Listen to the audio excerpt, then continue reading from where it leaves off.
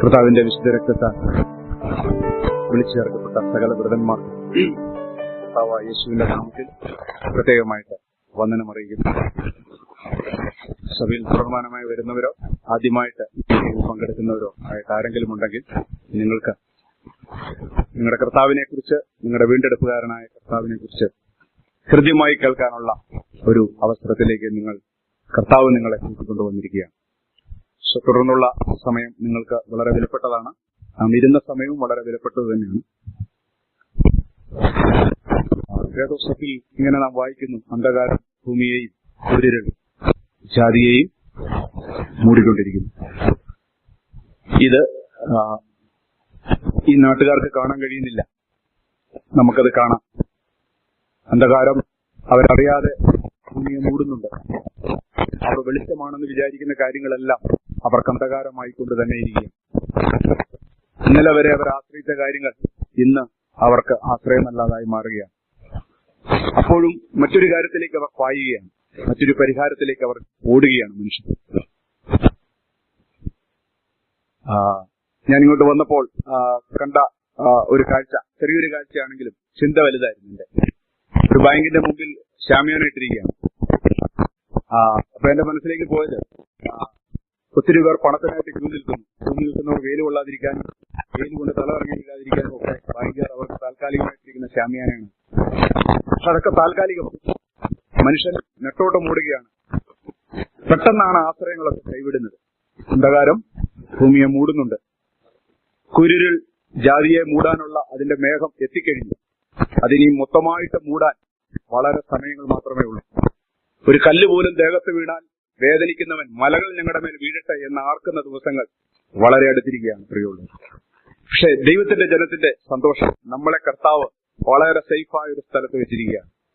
നമ്മളെ യേശു ക്രിസ്തുവിൽ കർത്താവ് ഇരുത്തിയിരിക്കുന്നതുകൊണ്ട് സ്തോത്രം. ഒരുവൻ രക്ഷിക്കപ്പെട്ടപ്പോൾ അവനറിയാതെ അവന്റെ ഐഹികമായ ജീവിതവും അവന്റെ ആത്മീയമായ ജീവിതവും കർത്താവ് ഏറ്റവും സുരക്ഷിതമായ സ്ഥാനത്ത് വെച്ച ശേഷം കർത്താവ് നമ്മളോട് പറയുകയാണ്, ലോകാവസാനത്തോളം ഞാൻ നിന്നോട് കൂടെയുണ്ട്. ഹല്ലേലൂയ. എന്റെ പ്രിയമുള്ളവരെ, സഭയ്ക്ക് ഏറ്റവും സുരക്ഷിതമായ സ്ഥാനം യേശു ക്രിസ്തുവിൽ ലോകസ്ഥാപനത്തിന് മുമ്പ് കർത്താവ് ഒരുക്കി വെച്ചിരുന്നത് കൊണ്ട് ഇവിടെ കർത്താവിനെ ഒന്ന് സ്തുതിക്കാം. ഹല്ലേലൂയ. Praise the Lord. ഞാൻ ഒരു മാസം മുമ്പാണ് അവസാനം നിങ്ങളോട് സംസാരിച്ചത്. അന്നേരം സംസാരിച്ച തിരുവചനത്തിന്റെ തുടർച്ചയായിട്ടുള്ള ചില ചിന്തകളൂടെ പറഞ്ഞ് ആ ചിന്ത നിങ്ങളുടെ മുമ്പിൽ അവസാനിപ്പിക്കാനാണ് ആഗ്രഹിക്കുന്നത്. കഴിഞ്ഞ പ്രാവശ്യം ഞാൻ നിങ്ങളോട് സംസാരിച്ച കാര്യങ്ങൾ ആവർത്തിക്കുന്നില്ല. ആവർത്തിക്കുമ്പോൾ ഇന്ന് പറയേണ്ട കാര്യങ്ങൾ പലതും നഷ്ടമായെന്നിരിക്കും. ഓർപ്പിക്കാം, നമ്മുടെ ജീവിതത്തെ നാം ബുദ്ധിപൂർവ്വം വ്യാഖ്യാനിക്കാൻ ശ്രമിച്ചാൽ നമ്മുടെ ജീവിതത്തിന് ആർക്കും ഒരു വ്യാഖ്യാനം കൊടുക്കാൻ കഴിയത്തില്ല. എല്ലാവരുടെയും ജീവിതം അങ്ങോട്ടും ഇങ്ങോട്ടും വൈരുദ്ധ്യാത്മകമാണ്. ഓരോരുത്തരും നേരിടുന്ന പ്രശ്നങ്ങൾ വളരെ ഡിഫറന്റാണ്. നിങ്ങളുടെ എല്ലാവരുടെ മനസ്സിൽ ചോദ്യങ്ങൾ ഒത്തിരി ചോദിച്ചിട്ടുണ്ടായിരിക്കാം. എനിക്ക് മാത്രം എന്ത്? ചിലരുടെ ചോദ്യം, ഇതെന്റെ മാത്രം ഒരു യുണീക്ക് പ്രോബ്ലമാണ്, ഇതുപോലെ മറ്റാർക്കും ഈ പ്രശ്നമില്ല എന്ന് ചിന്തിക്കുന്നവരുണ്ട്. ഈ ചോദ്യങ്ങൾക്കൊന്നും വേദപുസ്തകം മറുപടി നൽകുന്നില്ല എന്ന് ഞാൻ നിങ്ങളോട് പറഞ്ഞു. എന്നാൽ അങ്ങനെ മാത്രം കരുതണ്ട. ദൈവം നാം അറിയേണ്ട കാര്യങ്ങൾക്ക് തക്ക സമയത്ത് മറുപടി നൽകുന്നുണ്ട്. എന്നാൽ നമ്മുടെ പ്രശ്നങ്ങളുടെ പിന്നിലെ കാരണം എന്താണോ, അതെന്തുകൊണ്ടാണോ, അതെന്തിനാണോ എന്ന് നാം ആശങ്കപ്പെട്ട് ചോദിക്കുന്ന ചോദ്യങ്ങൾക്കെല്ലാം ദൈവം മറുപടി തരണമെന്ന് നിർബന്ധമില്ല. എന്നാൽ ദൈവരാജ്യത്തോടുള്ള ബന്ധത്തിലും ദൈവത്തിന്റെ വേലയോടുള്ള ബന്ധത്തിലും നമ്മുടെ ജീവിതം മുന്നോട്ട് ദൈവത്തോട് ചേർന്ന് പോകേണ്ടതിന്റെ ആവശ്യകതയോടുള്ള ബന്ധത്തിലും അവൻ നമുക്ക് വെളിപ്പെടുത്തുന്ന കാര്യങ്ങളുണ്ട്. അതുകൊണ്ടാണ് നാം മോശയെക്കുറിച്ച് വായിക്കുന്നത്, മോശയ്ക്ക് തന്റെ വഴികളെ. എന്നാൽ മോശയ്ക്ക് എന്തിന് വിക്ക് കൊടുത്തു എന്നുള്ളത് അവന് അറിയിച്ചു കാണിച്ചില്ല. അത് അവന്റെ വ്യക്തിപരമായ വിഷയം. പക്ഷെ ദൈവത്തിന്റെ രാജ്യത്തോടുള്ള ബന്ധത്തിലുള്ള മർമ്മങ്ങൾ മോശയ്ക്ക് കർത്താവ് വെളിപ്പെടുത്തി കൊടുത്തു. അതുകൊണ്ട് ഇഹലോക ജീവിതത്തിൽ നിങ്ങൾക്ക് ഒത്തിരി ചോദ്യങ്ങളുണ്ട്. അതിനെല്ലാം ഉത്തരം കിട്ടാൻ നിങ്ങൾ ശ്രമിക്കരുത്.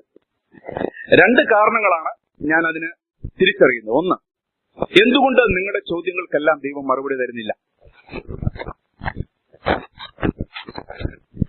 ഒന്നാമത്തെ കാരണം, നിങ്ങളോട് മറുപടി തരേണ്ട ആവശ്യം ദൈവത്തിനില്ല. ദൈവം ദൈവമാണ്, നിങ്ങൾ ആരാ? മനുഷ്യരാ, ദൈവത്തിന്റെ സൃഷ്ടി. ഈസ് ഓൾമൈറ്റി, അവൻ സർവശക്തനാ, ഈസ് എ ക്രിയേറ്റർ. നിങ്ങളോട് ഉത്തരം തരേണ്ട കടപ്പാട് ദൈവത്തിന് ഇല്ല. അത് നമ്മൾ ആദ്യം തിരിച്ചറിയുക. ദൈവം കുശവനാണ്, അവന് ഇഷ്ടമുള്ളതുപോലെ കളിമണ്ണിനെ മെനയാം. ഒന്നിനെ ഇങ്ങനെയും ഒന്നിനെ അങ്ങനെയും മെനയുന്നതിന് കുശവന് വ്യക്തമായ ഉദ്ദേശമുണ്ട്. അതുകൊണ്ട് തന്നെയാണ് നാം അവനെ ദൈവമെന്ന് പൂർണ്ണമായിട്ട് അക്സെപ്റ്റ് ചെയ്യുന്നത്. നിങ്ങളുടെ ചോദ്യങ്ങൾക്ക് മറുപടി തരാനുള്ള ധാർമ്മിക ഉത്തരവാദിത്വം ദൈവത്തിനില്ല. ഇതൊരു പക്ഷെ നിങ്ങൾക്ക് ഡൈജസ്റ്റ് ചെയ്യാൻ ബുദ്ധിമുട്ടായിരിക്കും. പക്ഷെ അങ്ങനെ ഒരു വശം ദൈവത്തോടുള്ള ബന്ധത്തിലുണ്ട്. രണ്ട്, മറ്റൊരു കാര്യം, ദൈവം നമ്മളോട് നമ്മുടെ പ്രശ്നങ്ങൾക്കെല്ലാം ഉത്തരം തരാത്തത്, അല്ലെങ്കിൽ അത് നമുക്ക് മനസ്സിലാക്കാൻ കഴിയാത്തത്, ദൈവം പറഞ്ഞാലും നമുക്കത് മനസ്സിലാകത്തില്ല എന്ന് ദൈവത്തിനറിയാം. അത് പറഞ്ഞു തന്നാലും നമുക്കത് മനസ്സിലാകത്തില്ല. 2+2=4 എന്നത് നിങ്ങൾക്കൊരു ഉറുമ്പിനെ പഠിപ്പിക്കാൻ ശ്രമിക്കുന്നത് പോലെയാണ്. ചില ദൈവികമായ മറഞ്ഞിരിക്കുന്ന കാര്യങ്ങളെ നിങ്ങളെ പഠിപ്പിക്കാൻ ശ്രമിച്ചാലും അത് ഒരു പാഴ്ചെലവാണ്. രണ്ട് കാര്യങ്ങളിലൂടെ ആയിരിക്കാം ദൈവം അത് അറിയിക്കുന്നത്. ഒന്ന്, നിങ്ങൾ കർത്താവിനോട് ചേർന്ന് വളരുമ്പോൾ, അവന്റെ ഹൃദയം അറിഞ്ഞു വളരുമ്പോൾ, നിങ്ങൾക്ക് ആ സ്വമേധയാ മനസ്സിലാക്കേണ്ട കാര്യങ്ങളെ കർത്താവ് നിങ്ങൾക്ക് പെട്ടെന്നൊരു ഉത്തരമായിട്ട് തരത്തില്ല. നിങ്ങളുടെ വെളിപ്പാടിൽ വർദ്ധിച്ചു വരുന്നതിനനുസരിച്ചായിരിക്കാം ഇതെന്തുകൊണ്ട് എന്ന ചോദ്യത്തിന് ചിലപ്പോൾ മറുപടി ലഭിക്കുന്നു. ചിലപ്പോൾ ഈ ഭൂമിയിൽ ജീവിച്ചിരിക്കുമ്പോൾ തന്നെ മറുപടി ലഭിക്കണമെന്ന് നിർബന്ധമില്ല. അവനെ കാണുമ്പോൾ മറുപടി വേണ്ടാത്തതായി തീരും ആ പല ചോദ്യങ്ങളും എന്ന് ഞാൻ പൂർണ്ണമായിട്ട് വിശ്വസിക്കുന്നു. ഒരു വ്യക്തി കർത്താവിനെ ഹൃദയം കൊണ്ട് സ്നേഹിച്ച് അവനോടുള്ള വ്യക്തിപരമായ ജീവിതത്തിൽ അവന്റെ ജീവിതം വളരുന്നതിനനുസരിച്ച് അവന്റെ ചോദ്യങ്ങളെല്ലാം മാറിക്കൊണ്ടിരിക്കും. ചോദ്യങ്ങളൊക്കെ വ്യത്യസ്തമായിക്കൊണ്ടിരിക്കും. ഈ പ്രശ്നങ്ങൾ ഒന്നും തന്നെ വ്യക്തിപരമായി നിങ്ങളുടെ ജീവിതത്തെ കുലുക്കരുത്. സാധാരണ രീതിയിൽ ക്രിസ്തീയ ജീവിതത്തെക്കുറിച്ച് ആൾക്കാർ ചിന്തിക്കുന്നത്, ക്രിസ്തീയ ജീവിതം ചുറ്റുമുള്ള പ്രശ്നങ്ങളെ എടുത്തു കളയാൻ കഴിയുന്ന ശക്തിയുള്ളതാണ് എന്നാണ് നാം വിശ്വസിക്കുന്നത്. അതിന് നമ്മളെ ചുറ്റിപ്പറ്റി നിൽക്കുന്ന സകല പ്രശ്നങ്ങളെയും മാറ്റിക്കളയാൻ കഴിവുള്ളതാണ് ക്രിസ്തീയ ജീവിതം. അതൊരു തെറ്റായ ഇന്റർപ്രിട്ടേഷനാണ്. Christian life is not a route to escape from the problem. സകല പ്രശ്നങ്ങളിൽ നിന്നും എസ്കേപ്പ് ചെയ്യാനുള്ള ഒരു റൂട്ടല്ല ക്രിസ്ത്യ ജീവിതം. അങ്ങനെ അറിഞ്ഞ് യേശുവിലേക്ക് വരുന്നവരുണ്ട്. യേശുവിനെ അറിഞ്ഞു കഴിയുമ്പോൾ എന്റെ ചുറ്റുമുള്ള ഈ പ്രശ്നങ്ങളെല്ലാം മാറിക്കിട്ടും. പക്ഷെ യേശുക്രിസ്തു ഭൂമിയിൽ വന്നത് മനുഷ്യന്റെ അടിസ്ഥാനപരമായ പ്രശ്നമായ പാപത്തിന് പരിഹാരം വരുത്താൻ. വിശ്വസിക്കുന്ന മാത്രയിൽ തന്നെ പാപത്തിന് എന്തുണ്ട്? പൂർണ്ണമായ പരിഹാരമുണ്ട്. ബാക്കി വിഷയങ്ങൾ വിശ്വസിക്കുന്ന മാത്രയിൽ തന്നെ നടക്കണം എന്ന് നിർബന്ധമില്ല. രോഗമാകട്ടെ, കഷ്ടങ്ങളാകട്ടെ, സാമ്പത്തിക ബുദ്ധിമുട്ടാകട്ടെ, കാലാവസ്ഥയുടെ പ്രശ്നങ്ങളാകട്ടെ, കൃഷിയാകട്ടെ, കുഞ്ഞുങ്ങളാകട്ടെ, നിങ്ങളുടെ ജീവിതത്തിലുള്ള മറ്റെന്ത് ഇല്ലായ്മകളും ആകട്ടെ, ക്ഷണത്തിൽ അതിനൊരു പരിഹാരമില്ല. പക്ഷെ രക്ഷിക്കപ്പെടുക എന്നത് ക്ഷണത്തിൽ നടക്കുന്ന ഒരു കാര്യമാണ്. യേശുക്രിസ്തുവിൽ വിശ്വസിക്കുമ്പോൾ മറ്റൊന്നും ക്ഷണത്തിൽ നടക്കുന്നില്ല. നാം ഒരു പാട്ട് പാടുന്നുണ്ട്, രക്ഷിക്കപ്പെട്ടു ആ ക്ഷണത്തിൽ, മറഞ്ഞു ഞാൻ രക്ഷിക്കപ്പെട്ടു ആ ക്ഷണത്തിൽ. ആ ക്ഷണത്തിൽ എന്ന് പറയാൻ തക്കവണ്ണം ഒറ്റ കാര്യമേ നമ്മുടെ ജീവിതത്തിൽ യേശുവിൽ വിശ്വസിക്കുമ്പോൾ നടക്കുന്നത്. അത് നമുക്ക് രക്ഷ ലഭിച്ചു എന്നുള്ള. ബാക്കി നമ്മുടെ ജീവിതത്തിലെ പ്രശ്നങ്ങളൊക്കെ ചിലരുടെ മാറും, ചിലരുടെ മാറിയില്ലെന്നിരിക്കും. ചിലരുടെ പ്രശ്നങ്ങൾ അവരുടെ ആയുസാ ആ പ്രശ്നത്തിന്റെ ആയുസ് എന്ന് പറഞ്ഞാൽ അവർ മരിക്കുന്നവരെ വരെ ആ പ്രശ്നമുണ്ട്. യെസ്, അതുകൊണ്ട് നിങ്ങളുടെ പ്രശ്നത്തിന്റെ ആയുസ് എത്രയാന്ന് ചോദിച്ചാൽ, ചിലർ അവർ ജനിച്ചപ്പോൾ തൊട്ട് അവരുടെ മരണം വരെ ആ വൈകല്യത്തോടുകൂടിയായിരിക്കും അവർ ജീവിച്ച് മരിക്കുന്നത്. അതുകൊണ്ട് ആ പ്രശ്നത്തിന്റെ ആയുസ് അവന്റെ ആയുസ് തന്നെയാണ്. അതിൽ അവൻ ഒത്തിരി പ്രാവശ്യം ദൈവത്തെ ചോദിച്ചെന്നിരിക്കാം, ചോദ്യങ്ങൾ ചോദിച്ചുകൊണ്ടിരിക്കാം. പക്ഷേ കർത്താവ് തന്റെ കൃപ അവന് വർദ്ധിപ്പിച്ചു കൊടുക്കുകയും പിന്നീട് അവൻ ചോദ്യങ്ങളില്ലാതെ ഒരാരാധകനായിട്ട് മാറുകയും ചെയ്യും. ഹല്ലേലൂയ. അതുകൊണ്ട് നിങ്ങളുടെ ആയുസോളം ദീർഘമുള്ള ചില പ്രോബ്ലങ്ങൾ നിങ്ങളുടെ കൂടെ ലഭിക്കും. സ്വല്പനാളത്തേക്ക് നിങ്ങൾ സഹിക്കേണ്ട ചില പ്രശ്നങ്ങൾ ഉണ്ടാകും. വളരെ വിരോധാഭാസമായിട്ട് തോന്നുന്ന ചില കാര്യങ്ങൾ നിങ്ങളുടെ ജീവിതത്തിൽ വന്നെന്നിരിക്കാം. ഇതിന്റെ എല്ലാ നടുവിൽ പ്രിയമുള്ളവരെ, നിങ്ങളുടെ പ്രശ്നങ്ങളെ മാറ്റി നിങ്ങളെ യേശുക്രിസ്തുവിൽ നിലനിർത്തുക എന്നുള്ളതല്ല, ആ പ്രശ്നങ്ങൾക്ക് നടുവിലൂടെ നിങ്ങളെ കൊണ്ടുപോവുക എന്നതാണ് ക്രിസ്ത്യ ജീവിതത്തിന്റെ ഏറ്റവും വലിയ ബ്ലെസ്സിംഗ്. യേശുക്രിസ്തുവിൽ ഒരു വ്യക്തി വരുമ്പോൾ അവന്റെ ചുറ്റുമുള്ള പ്രശ്നങ്ങളെ എടുത്തു കളഞ്ഞ് അവനെ മുന്നോട്ട് കൊണ്ടുപോകുകയല്ല, ആ പ്രശ്നങ്ങളെല്ലാം അവിടെ നിർത്തിക്കൊണ്ട് തന്നെ അതിനെ നടുവിലൂടെ കർത്താവിനെ ജീവോത്സവമായിട്ട് കൊണ്ടുപോകും. ഹല്ലേലൂയ. അതുകൊണ്ട് പൗലോസ് പറഞ്ഞു, ഞങ്ങളുടെ കഷ്ടങ്ങൾ പെരുകും തോറും ഞങ്ങളുടെ ആശ്വാസങ്ങളും പെരുകുന്നു. കഷ്ടത്തിന് പെരുക്കം കൂടുതലാണ്. ദൈവത്തെ വിശ്വസയോടെ സേവിച്ച പൗലോസിന് കഷ്ടങ്ങൾ പെരുകുക. പക്ഷെ കഷ്ടം പെരുകുമ്പോഴും എന്ത് പെരുകുന്നുണ്ട്? ആശ്വാസം പെരുകുന്നുണ്ട്. അതുകൊണ്ട് കഷ്ടങ്ങൾ ചിലപ്പം പെരുകിയെന്നിരിക്കും. ഭക്തിയോടെ ജീവിക്കുന്നവർക്ക് കഷ്ടങ്ങൾ പെരുകും. ഇത് ഒരു ദുരുപദേശമായിട്ട് കണക്കാക്കേണ്ട ആവശ്യമില്ല. ഭക്തിയോടെ ജീവിക്കുന്ന എല്ലാവർക്കും ആന്തരികമായ ഒരു കഷ്ടമുണ്ട്, ബാഹ്യമായ ഒരു കഷ്ടമുണ്ട്. രണ്ട് കഷ്ടങ്ങളെ സംബന്ധിച്ച് ഞാൻ ഇതിനു മുമ്പ് പറഞ്ഞിട്ടുണ്ട്. ആന്തരിക കഷ്ടം പാപത്തോടുള്ള പോരാട്ടത്തിലാണ്. ബാഹ്യ കഷ്ടം നമുക്ക് എല്ലാവർക്കും കർത്താവ് തന്നിരിക്കുന്ന ഓരോ സാഹചര്യങ്ങളിൽ നാം അനുഭവിക്കേണ്ട കഷ്ടങ്ങളാണ്. നാം യെശയ്യാപ്രവചനം 50:10 നാം ഇങ്ങനെ വായിക്കുന്നുണ്ട്. വേണമെങ്കിൽ ആ വാക്യം നമുക്ക് ആമുഖമായിട്ട് വായിക്കാം. യെശയ്യാ 50:10.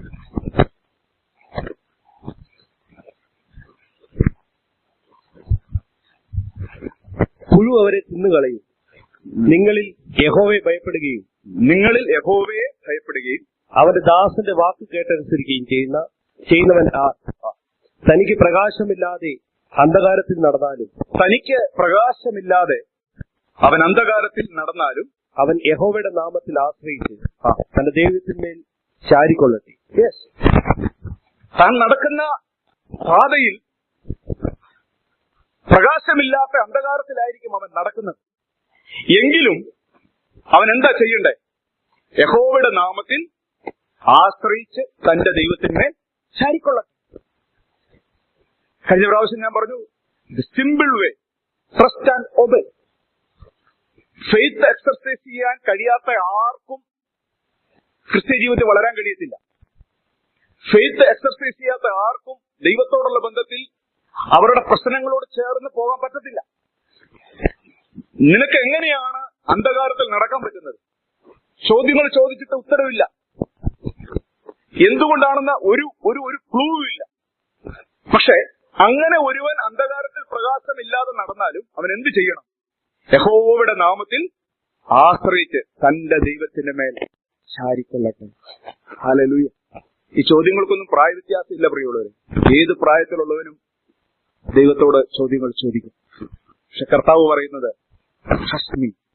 അവൻ യഹോവയിൽ ആശ്രയിച്ച് തന്റെ നാമത്തിൽ ചാരിക്കൊള്ളുമാറാണ്. അതിന്റെ അടുത്ത വാക്യം കർത്താവ് ഒരു വാണിംഗ് ആയിട്ടാണ് തരുന്നത്.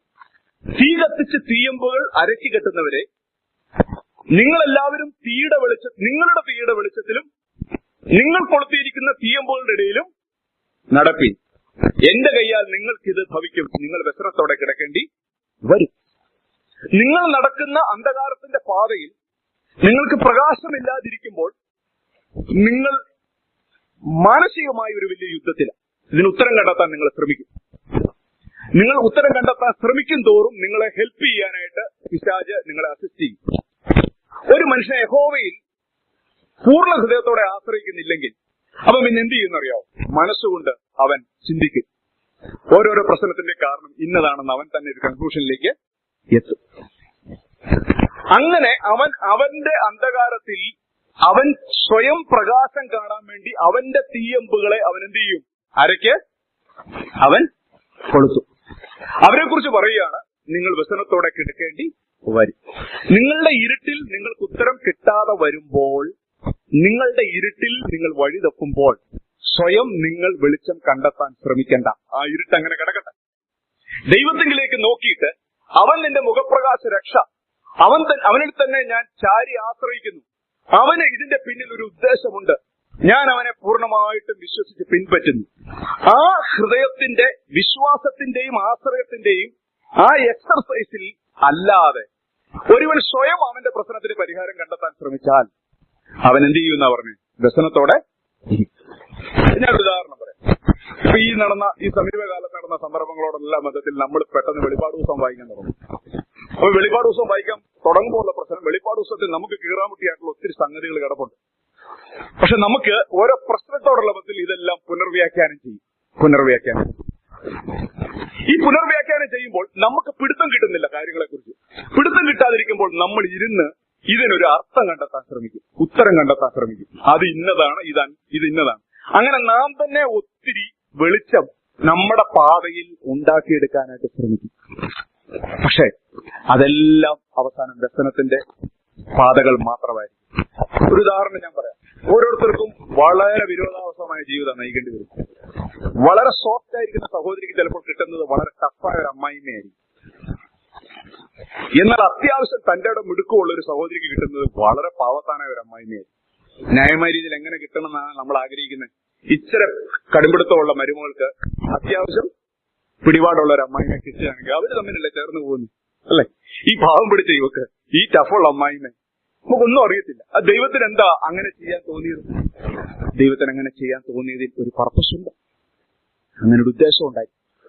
അതുകൊണ്ട് നാം ഇതിനകന്ന് പുറത്തിയാടാൻ, ഏത് ഒന്നിൽ അമ്മായിമ്മയെ ശരിയാക്കാൻ അല്ലെങ്കിൽ മരുമകളെ ശരിയാക്കാനുള്ള നമ്മുടെ ഈ തീയമ്പുകളും, നമ്മൾ ഇതിൽ നിന്നും നമുക്ക് സുഗമമായി വ്യക്തമായി യാതൊരു അലസോരവും ഇല്ലാതെ എല്ലാ പ്രശ്നത്തിനും അന്നേരം ഉത്തരം കിട്ടത്തക്കവണ്ണം ഒരു ജീവിതം ജീവിക്കണം എന്ന് ആഗ്രഹിച്ച് നാം കണ്ടെത്തുന്ന എല്ലാ കൺക്ലൂഷനുകളും അവസാനം ദശനമായിരിക്കുമെന്നാണ് ദൈവത്തിന്റെ വചനം പറയുന്നത്. അതുകൊണ്ടാണ് മുകളിലത്തെ വാക്യം നമുക്ക് പ്രധാന വാക്യമാകുന്നത്. 11ാമത്തെ വാക്യം നമുക്ക് ഒരു വാണിംഗ് ആയിട്ട് കിടക്കുന്നത് കൊണ്ട് എന്താ? അന്ധകാരത്തിൽ ഒരുവൻ നടന്നാലും അവന്റെ ദൈവത്തിൽ ആശ്രയിച്ച് ചാരിക്കൊള്ളുക. Praise the Lord. യേശു ക്രിസ്തു പിതാവിനോട് പ്രാർത്ഥിക്കുന്ന പ്രാർത്ഥനയിൽ യേശു ഇങ്ങനെ പ്രാർത്ഥിച്ചു, അവരെ ലോകത്തിൽ നിന്ന് എടുക്കണം എന്നല്ല, പിന്നെയോ ദുഷ്ടന്റെ കയ്യിൽ നിന്നും കാത്തുകൊള്ളണം. നമ്മൾ സാധാരണഗതിയിൽ പ്രശ്നങ്ങൾ വരുമ്പോൾ നമ്മൾ പ്രാർത്ഥിക്കുന്ന ഒരു പ്രാർത്ഥനയാണ്, സാധാരണ വിശ്വാസി വരാത്തവർ പ്രത്യേകിച്ച്, എങ്ങനെയും എന്നെ എടുത്തുകൊള്ളണം. വിശ്വാസി വന്ന ശേഷം നമ്മുടെ കഷ്ടങ്ങൾ തുടർമാനമായി നമ്മളെ പിടിക്കുമ്പോൾ നാം ഇതേ പ്രാർത്ഥന പ്രാർത്ഥിക്കും. പ്രത്യക്ഷത്തിൽ പ്രാർത്ഥിക്കുന്നെങ്കിലും കർത്താവെ എടുത്തുകൊള്ളണമെന്നല്ല നമ്മൾ പ്രാർത്ഥിക്കുന്നത്, കർത്താവെ നീ വേഗം അങ്ങ് വന്നാ മതി. അതൊരു ആത്മീയ പ്രാർത്ഥനയാണ് എന്ന് നമുക്ക് തോന്നുമെങ്കിലും ഈ പ്രാർത്ഥന മറ്റേതിന്റെ പുതിയ ന്യൂ ടെസ്റ്റ്മെന്റ് വേഷം ഏതാ? നീ എത്രയും വേഗം ഒന്ന് വന്നാ മതി. വന്നാമെന്ന് പറഞ്ഞാൽ ഈ പങ്കപ്പാടിൽ നിന്നും, ഈ മനുഷ്യന്റെ ഇടയിൽ നിന്നും, ഈ അമ്മായിമ്മയിൽ നിന്നും, ഈ അമ്മായിപ്പിൽ നിന്നും, ഈ ഭർത്താവിൽ നിന്നും ഒക്കെ ഞങ്ങളെ അങ്ങ് എടുത്തുകൊള്ളണമേ. പക്ഷെ വേദോസം വളരെ ക്ലിയർ ആയിട്ട് പറഞ്ഞു, നിങ്ങൾ ഇനി അവിടെ ജീവിതകാലം മുഴുവനും ആ അവസ്ഥയിൽ കിടന്നാലും, നിങ്ങൾ അയ്യം വിളിച്ച് കരഞ്ഞാലും നിങ്ങളെ ലോകത്തിൽ നിന്ന് എടുക്കത്തില്ല, അതുറപ്പാ. നിങ്ങളെ കർത്താവ് ലോകത്തിൽ നിന്ന് എടുക്കണമെങ്കിൽ ദൈവത്തിന്റെ സമയത്ത് മാത്രമേ എടുക്കത്തുള്ളൂ. ആ പാനപാത്രം മുഴുവനും നിങ്ങൾ തന്നെ കുടിച്ച് തീരുവോളും കർത്താവ് നിങ്ങളെ അവിടെ സൂക്ഷിക്കും. പക്ഷെ അതിനുള്ള കൃപ ദൈവം നിങ്ങൾക്ക് തരും. ദൈവം നിങ്ങൾക്ക് അതിനുള്ള കൃപ തരും. ആരും കാണത്തില്ല, സഹോദരന്മാർ, ഒരു മനുഷ്യൻ പോലും കാണത്തില്ല.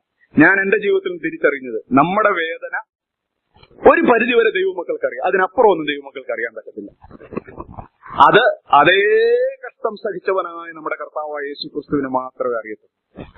യേശു ക്രിസ്തു ഗതസമനയ്ക്ക് തോട്ടത്തിന്റെ അകത്തോട്ട് കയറിയപ്പോൾ പ്രാണവേദനയിലായിരുന്നു, മരണഭയമായിരുന്നു. പ്രിയമുള്ളവരെ, മരണത്തെക്കാൾ വേദനയുള്ളതാ മരണഭയം.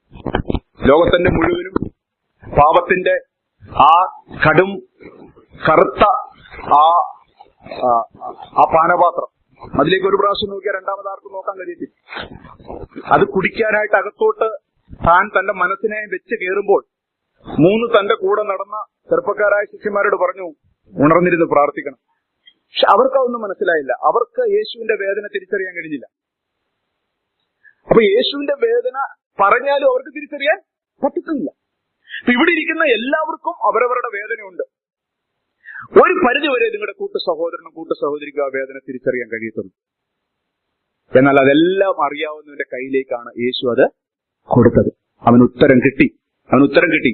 ദൈവം എത്ര സീരിയസ് ആയിട്ടാണ് അവന്റെ പ്രാർത്ഥന കേട്ടെന്നുള്ളതിന്റെ വ്യക്തമായ അടയാളം ഉടനെ തന്നെ അവനൊരു ദൂതനെ, 3 പ്രാവശ്യം പ്രാർത്ഥിച്ചപ്പോൾ ഒരു ദൂതനെ അവനെ ബലപ്പെടുത്താനായിട്ട് ദൈവം അവൻ അയച്ചു കൊടുത്തു.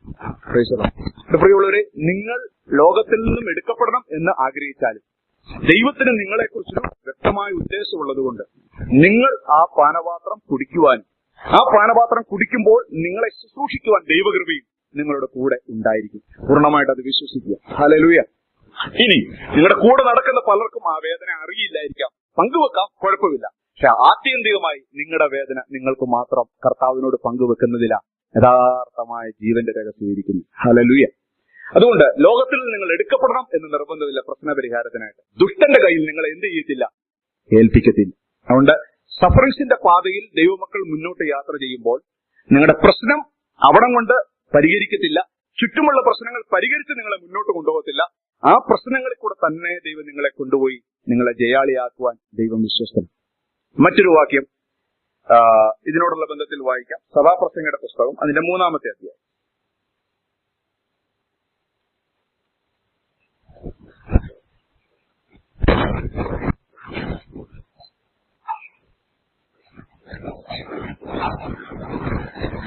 അതിന്റെ 1 മുതലുള്ള വാക്യം അറിയാവുന്നതാണ്, എല്ലാം വായിക്കണ്ട, എങ്കിലും ചില വാക്യങ്ങൾ വായിക്കും. എല്ലാറ്റിനും ഒരു സമയമുണ്ട്. ആകാശത്തിന് കീഴിലുള്ള സകല കാര്യത്തിനും ഒരു കാലമുണ്ട്.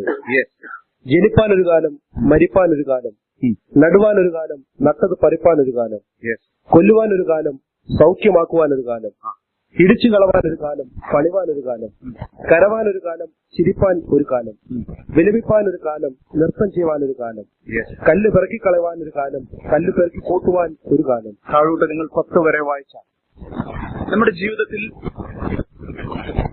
നിരന്തരം നടന്നുകൊണ്ടിരിക്കുന്ന ഒരു കാര്യത്തെ അതിലൂടെ കടന്നു പോകുന്ന ഒരു പ്രത്യേക കാലമായിട്ടാണ് സഭാപ്രസംഗി പറയുന്നത്.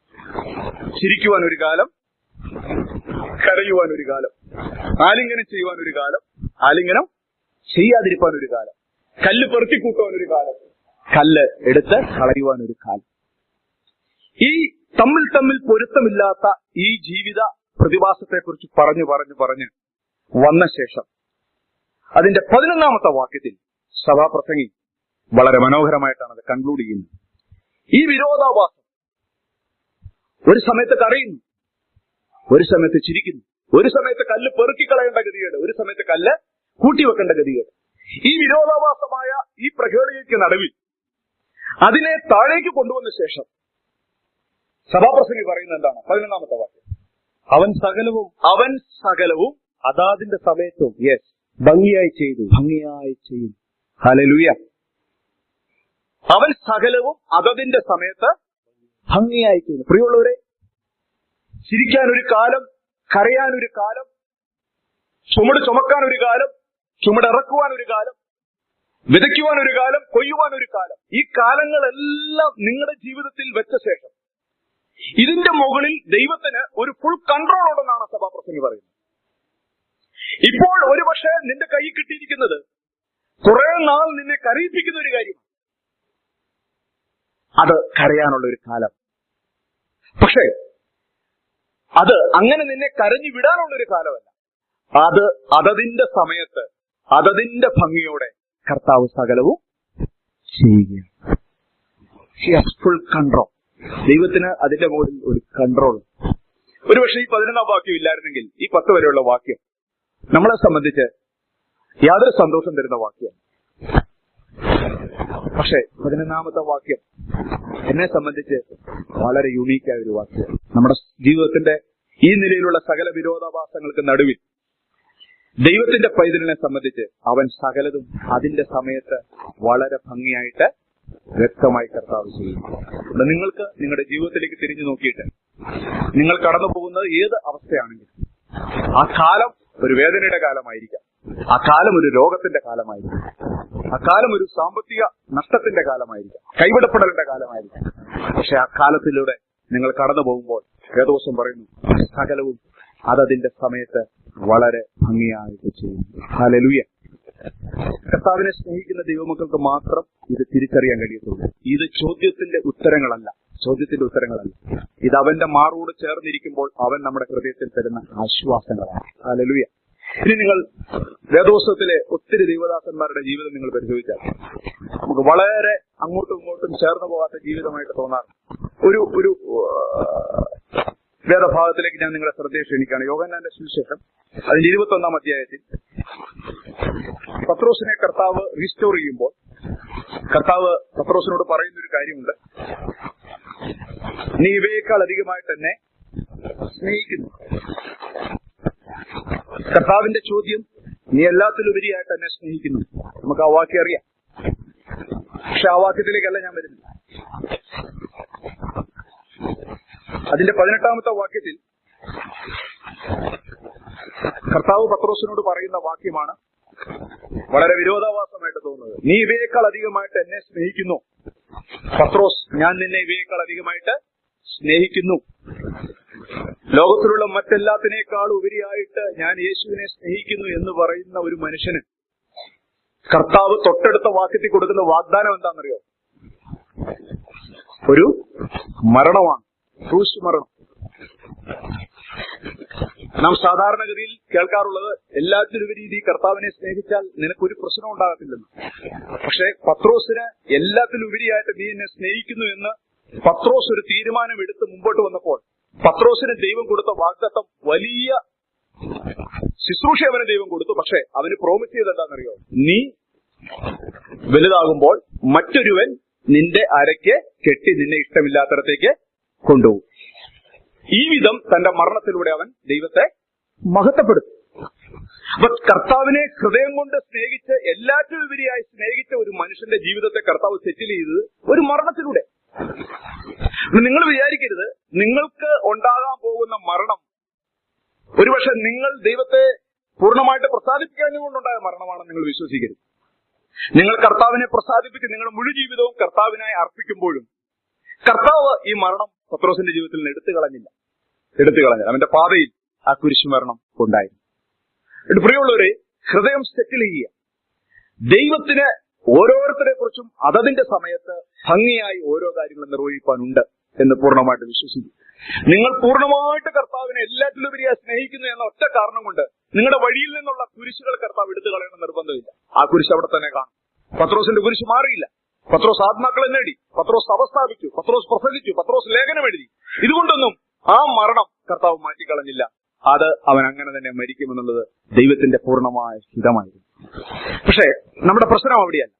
നമ്മുടെ പ്രശ്നം കിടക്കുന്നത് പത്രോസിന്റെ പ്രശ്നത്തിൽ തന്നെ. നമ്മുടെ പ്രശ്നം കിടക്കുന്നത് പത്രോസിന്റെ പ്രശ്നം എന്നായിരുന്നു? തന്റെ മരണത്തെക്കാൾ പത്രോസിന്റെ പ്രശ്നം, എന്റെ മരണത്തിൽ ഈ വിധത്തിൽ എന്റെ ജീവിതത്തിൽ ഇതുപോലുള്ള ഒരു കുരിശു മരണമുണ്ട്. ഞാനൊരു കഷ്ടത്തിന്റെ പാതയിലൂടെ പോകേണ്ടി വരും. എന്റെ ക്രിസ്ത്യ ജീവിതത്തിന്റെ അവസാനം ഞാൻ ഒരു മരണത്തിലൂടെ എന്റെ കർത്താവിനെ മഹത്വപ്പെടുത്തേണ്ടതാണ്.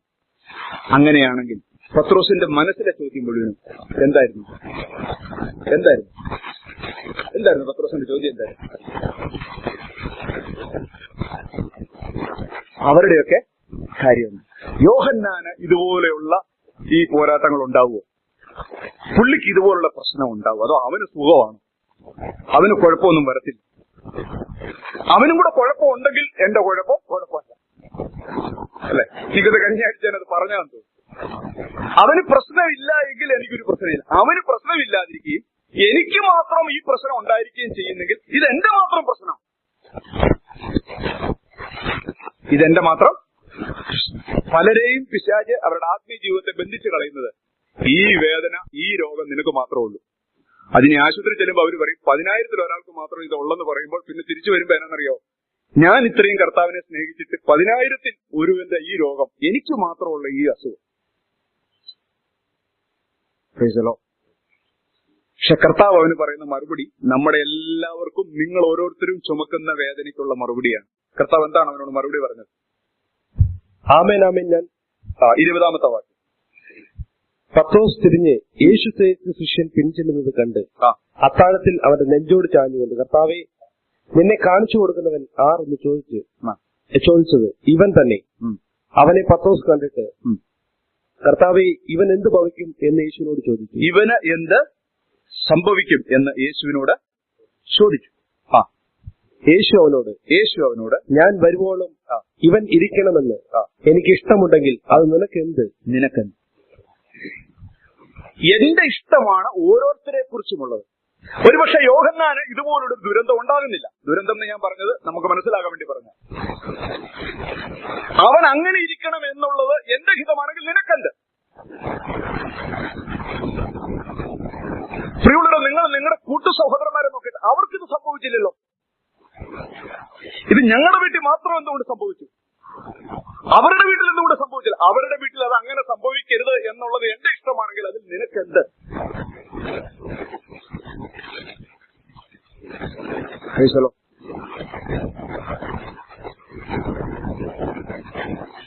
കർത്താവിന് പത്രോസിനോട് വേറെ മറുപടിയില്ല.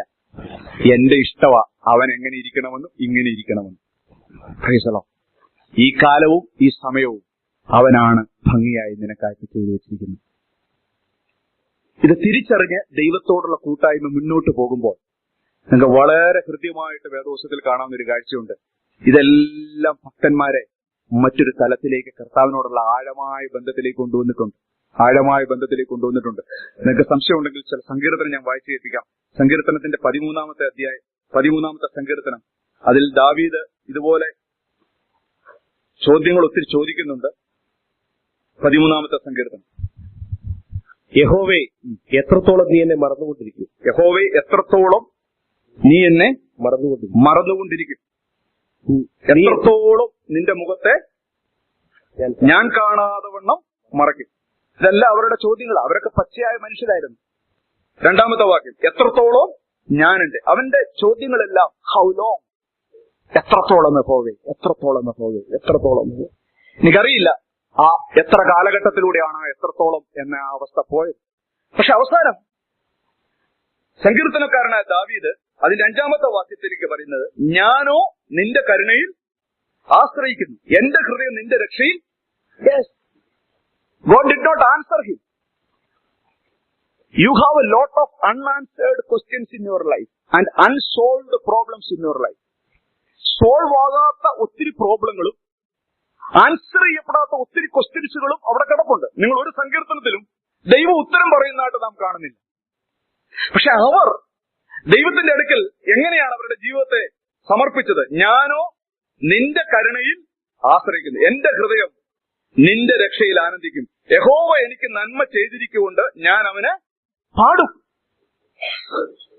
അവന്റെ ഇപ്പോൾ ഉത്തരമില്ലാത്ത ചോദ്യങ്ങൾക്കപ്പുറത്ത് ദൈവം അവനെ ഇത്രയും നാൾ കൊണ്ടുവന്ന ആ അത്ഭുത വഴികളെ അവൻ നോക്കിയിട്ട് അവൻ പറയുകയാണ്, ഞാൻ എന്റെ കർത്താവിന് പാടും, എന്റെ കർത്താവിന്റെ രക്ഷയിൽ ആനന്ദിക്കും. 13-ാം സങ്കീർത്തനത്തിൽ അവൻ ഒരു ഉത്തരം പോലും കിട്ടിയിട്ടില്ല, ഒരു ഉത്തരം പോലും കിട്ടിയിട്ടില്ല. നിങ്ങൾ ഹബക്കുക്കിൽ വാ. ഹബക്കുക്കിൽ നമുക്ക് വളരെ പരിചിതമായ ഒരു വാക്കുണ്ട്. ഹബക്കുക്കിന്റെ പുസ്തകം അതിന്റെ 1-ാം അധ്യായം.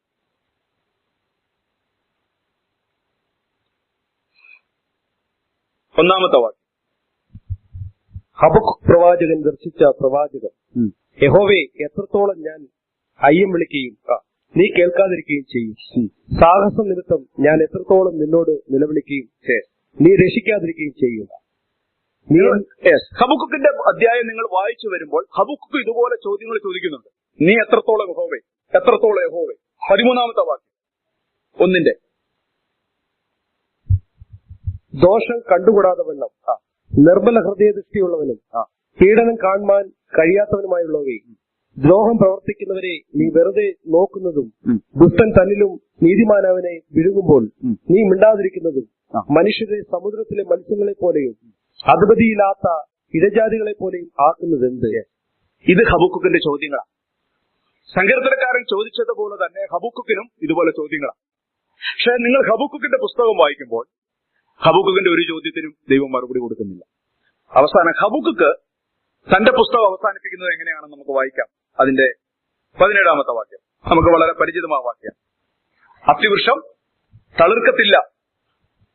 അപ്പൊ അത്തിവൃക്ഷം തളിർക്കുന്ന ലക്ഷണം ഒന്നും കാണുന്നില്ല. പ്രാർത്ഥിച്ചു, ഉപവസിച്ചു, പക്ഷേ കാര്യങ്ങൾക്ക് മാറ്റം വരുന്നില്ല. തന്നോടുകൂടെ തുടർമാനമായി ആ പ്രശ്നം ഇങ്ങനെ പോരുക. തളിർക്കുന്നില്ല, തളിർക്കുന്ന ലക്ഷണവും കാണുന്നില്ല. ഒലിവുമരത്തിൽ പ്രയത്നം നിഷ്ഫലമായി, ഫലം കായ്ക്കാനുള്ള സാധ്യതയില്ല, നിലങ്ങൾ ആഹാരം വിളയിക്കുന്നില്ല, കാര്യങ്ങൾ അങ്ങനെ തന്നെ കിടക്കുന്നു. പക്ഷേ 18-ാമത്തെ വാക്യത്തിലേക്ക് വരുമ്പോൾ, എങ്കിലും ഞാൻ യഹോവയിൽ ആനന്ദിക്കും. പ്രിയമുള്ളവരെ, വായിച്ച് പരിചയിച്ചൊരു വാക്യ. പക്ഷേ ഹബക്കുക്ക് ഇത് പറയുമ്പോൾ അതിന്റെ പശ്ചാത്തലം നിങ്ങൾ ചിന്തിക്കണം. ഹബക്കുക്കിന്റെ തുടർമാനമായ ജീവിതത്തിലെ ഈ അത്തിവൃക്ഷവും ഈ കൃഷിഫലവും ഈ കന്നുകാലികളും ഒന്നും തന്റെ ജീവിതാനുഭവത്തോടുള്ള ബന്ധത്തിൽ ഒരു ഇഞ്ച് പോലും പ്രോസ്പർ ആകാതിരിക്കുമ്പോഴും അവൻ തിരിച്ചറിഞ്ഞ ഒരു സത്യമുണ്ട്. ഇതിന്റെ എല്ലാം പിന്നിൽ ഞാൻ കിടന്ന് എത്ര ചത്താലും, ഞാൻ എത്ര ചോദ്യം ചോദിച്ചാലും, ഞാൻ എത്ര ദൈവത്തിന്റെ സിംഹാസനം പിടിച്ച് കുലുക്കിയാലും, എന്റെ ജീവിതം സംബന്ധിച്ചുള്ള ദൈവത്തിന്റെ യുണീക്കായ പദ്ധതിയിലൂടെ ഞാൻ കടന്നു പോകണമെന്നുള്ളത് ദൈവത്തിന്റെ ഇഷ്ടമാണെങ്കിൽ ഞാൻ അതിനെന്നെ തന്നെ സമർപ്പിക്കുന്നതാണ് നല്ലതെന്ന് തിരിച്ചറിഞ്ഞപ്പോൾ അവരെല്ലാവരും അവരുടെ അവസാനത്തിലേക്ക് വന്നപ്പോൾ അവർ പറയുന്നത്, ഞാൻ എന്റെ ദൈവത്തിൽ ആനന്ദിക്കും, ഇതൊന്നും എന്നെ ടച്ച് ചെയ്തില്ല, ഈ അത്തിവൃക്ഷം തളുക്കാതിരിക്കുന്നുള്ളത് എന്നെ ടച്ച് ചെയ്തില്ല. I am untouched by this all things. എന്റെ ഈ അൺസോൾവ്ഡ് പ്രോബ്ലത്താൽ ഞാൻ ബാധിക്കപ്പെടത്തില്ല. ഞാൻ എന്റെ യഹോവയിൽ എന്ത് ചെയ്യും? ആനന്ദിക്കും. എന്റെ രക്ഷയുടെ കർത്താവിൽ ഘോഷിച്ച് ആനന്ദിക്കും. ഇത് തന്നെയാണ് സങ്കീർത്തനക്കാരൻ പറഞ്ഞത്, എന്റെ രക്ഷയുടെ ദൈവത്തിൽ ഞാൻ ഘോഷിച്ച് ആനന്ദിക്കും. ഇവിടെ ആരോ പ്രാർത്ഥിച്ചപ്പോൾ പറഞ്ഞു, കർത്താവ് തന്ന രക്ഷ അത് മതി, അത് മതി.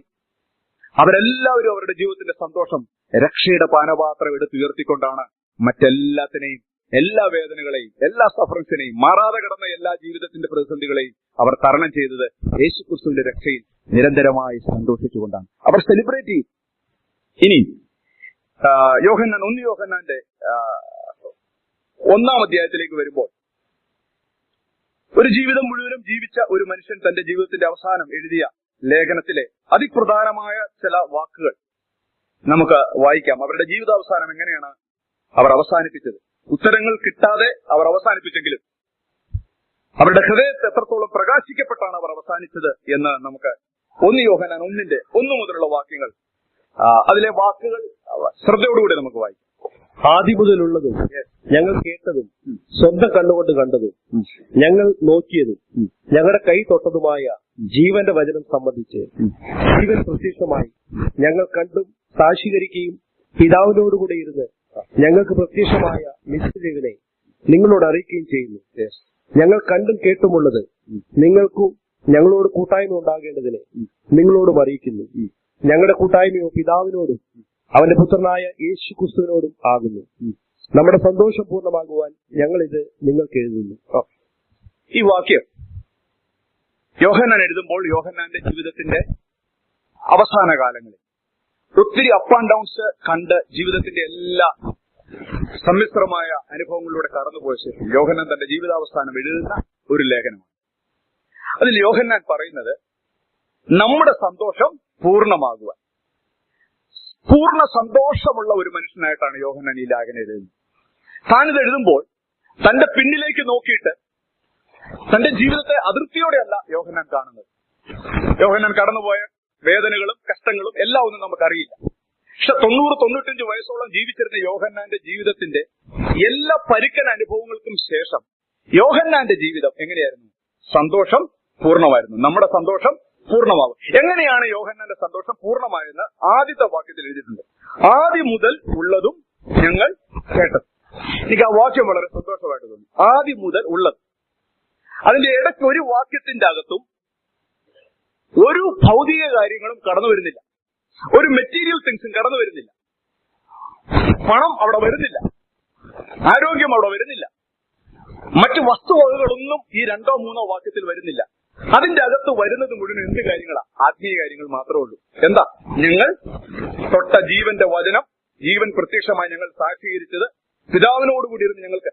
ഇതിലൊന്നും തന്റെ സന്തോഷത്തെ പൂർണ്ണമാക്കുവാൻ തനിക്ക് ഈ ഭൂമിയിൽ ഒരു കാര്യം എഴുതിയിട്ടില്ല. പക്ഷെ താൻ തുടങ്ങിയത് എന്തിലാണെന്നറിയോ? ആദ്യം മുതലുള്ളത്. അപ്പോൾ ആദ്യം മുതലുള്ളതിന് മാത്രമേ യോഹന്നാനെ എന്ത് ചെയ്യാൻ കഴിഞ്ഞുള്ളൂ? പൂർണ്ണ സന്തോഷത്തിലേക്ക് കൊണ്ടുവരാനായിട്ട് കഴിഞ്ഞുള്ളൂ. അതിന്റെ അർത്ഥം ആദ്യം മുതൽ ഉള്ളതിന് ഇടയ്ക്ക് അതിനുശേഷം വന്നിരുന്ന ഒന്നിനും നിന്റെ ജീവിതത്തിന്റെ സന്തോഷത്തെ പൂർണ്ണമാക്കാനായിട്ട് കഴിയത്തില്ല. പണം ആദ്യം മുതലുള്ളതല്ല, പണം സൃഷ്ടിച്ച ശേഷമുള്ളതാണ്. ആരോഗ്യം ആദ്യം മുതലുള്ളതല്ല, വസ്തുവകൾ ആദ്യം മുതലുള്ളതല്ല, ഈ ലോകത്തിന്റെ അനുഗ്രഹങ്ങൾ ആദ്യം മുതലുള്ളതല്ല. ആദ്യം മുതലുള്ള ഒന്നും ആ ലിസ്റ്റിൽ യോഹന്നാന്റെ ജീവിതത്തെ തൃപ്തിപ്പെടുത്താനായിട്ട് അവൻ കണ്ടെത്തിയില്ല. ആദ്യം മുതലുള്ളത് കർത്താവ് മാത്രമാണ്. ആദ്യം മുതലുള്ളതിന് മാത്രമേ ഒരു മനുഷ്യനെ പൂർണ്ണമായിട്ട് തൃപ്തിപ്പെടുത്താൻ കഴിയത്തുള്ളൂ. പ്രിയമുള്ളവരെ, യോഹന്നാന്റെ സന്തോഷം പൂർണ്ണമാക്കിയത് ആദിക്ക് ശേഷം ഈ ഭൂമിയിലുള്ള ഒരു വസ്തുവകകളുമല്ല, ആദി മാത്രമുള്ള അന്ന് തൊട്ടേ ഉണ്ടായിരുന്ന അവന്റെ കർത്താവ് മാത്രമാണ് അവന്റെ ഹൃദയത്തിന്റെ സന്തോഷം. ഈ ഭക്തന്മാരെല്ലാം അവരുടെ ജീവിതാവസാനമാണ് യഥാർത്ഥ ആരാധനയായി തീർന്നത്. അവരുടെ എല്ലാ വിഷയങ്ങളും അങ്ങനെ തന്നെ കിടക്കുമ്പോഴും അവർ അബ്സല്യൂട്ട്ലി വർഷിപ്പേഴ്സ് ആയിട്ട് മാറി. ഇനി സങ്കീർത്തനത്തിലെ 77-ാമത്തെ സങ്കീർത്തനം,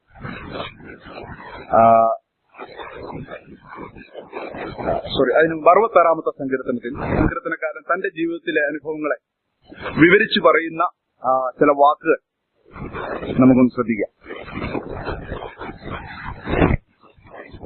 അതിന് 10 മുതലുള്ള വാക്ക്. ദൈവമേ, നീ ഞങ്ങളെ പരിശോധിച്ചിരിക്കുന്നു. വെള്ളി ഊതിക്കഴിക്കും പോലെ നീ ഞങ്ങളെ ഊതിക്കഴിച്ചിരിക്കുന്നു. നീ ഞങ്ങളെ വലയിൽ അകപ്പെടുത്തി. ശ്രദ്ധിക്കുക, വെള്ളി ഊതിക്കഴിക്കും പോലെ. അപ്പം ഇവരെ ഇതിനകത്തിട്ടിട്ടുണ്ട്. എന്തിനകത്തിട്ടിട്ടുണ്ട്? തീക്കകത്തിട്ടുണ്ട്. അപ്പൊ അവർക്ക് തീയും. 2, നീ ഞങ്ങളെ വലയിൽ അകപ്പെടുത്തി. അപ്പൊ സങ്കീർത്തനക്കാരൻ എന്തുണ്ട്? വലയുണ്ട്. അടുത്ത വാക്യം, ഞങ്ങളുടെ മുതുകത്ത് ഒരു ഭാരവും.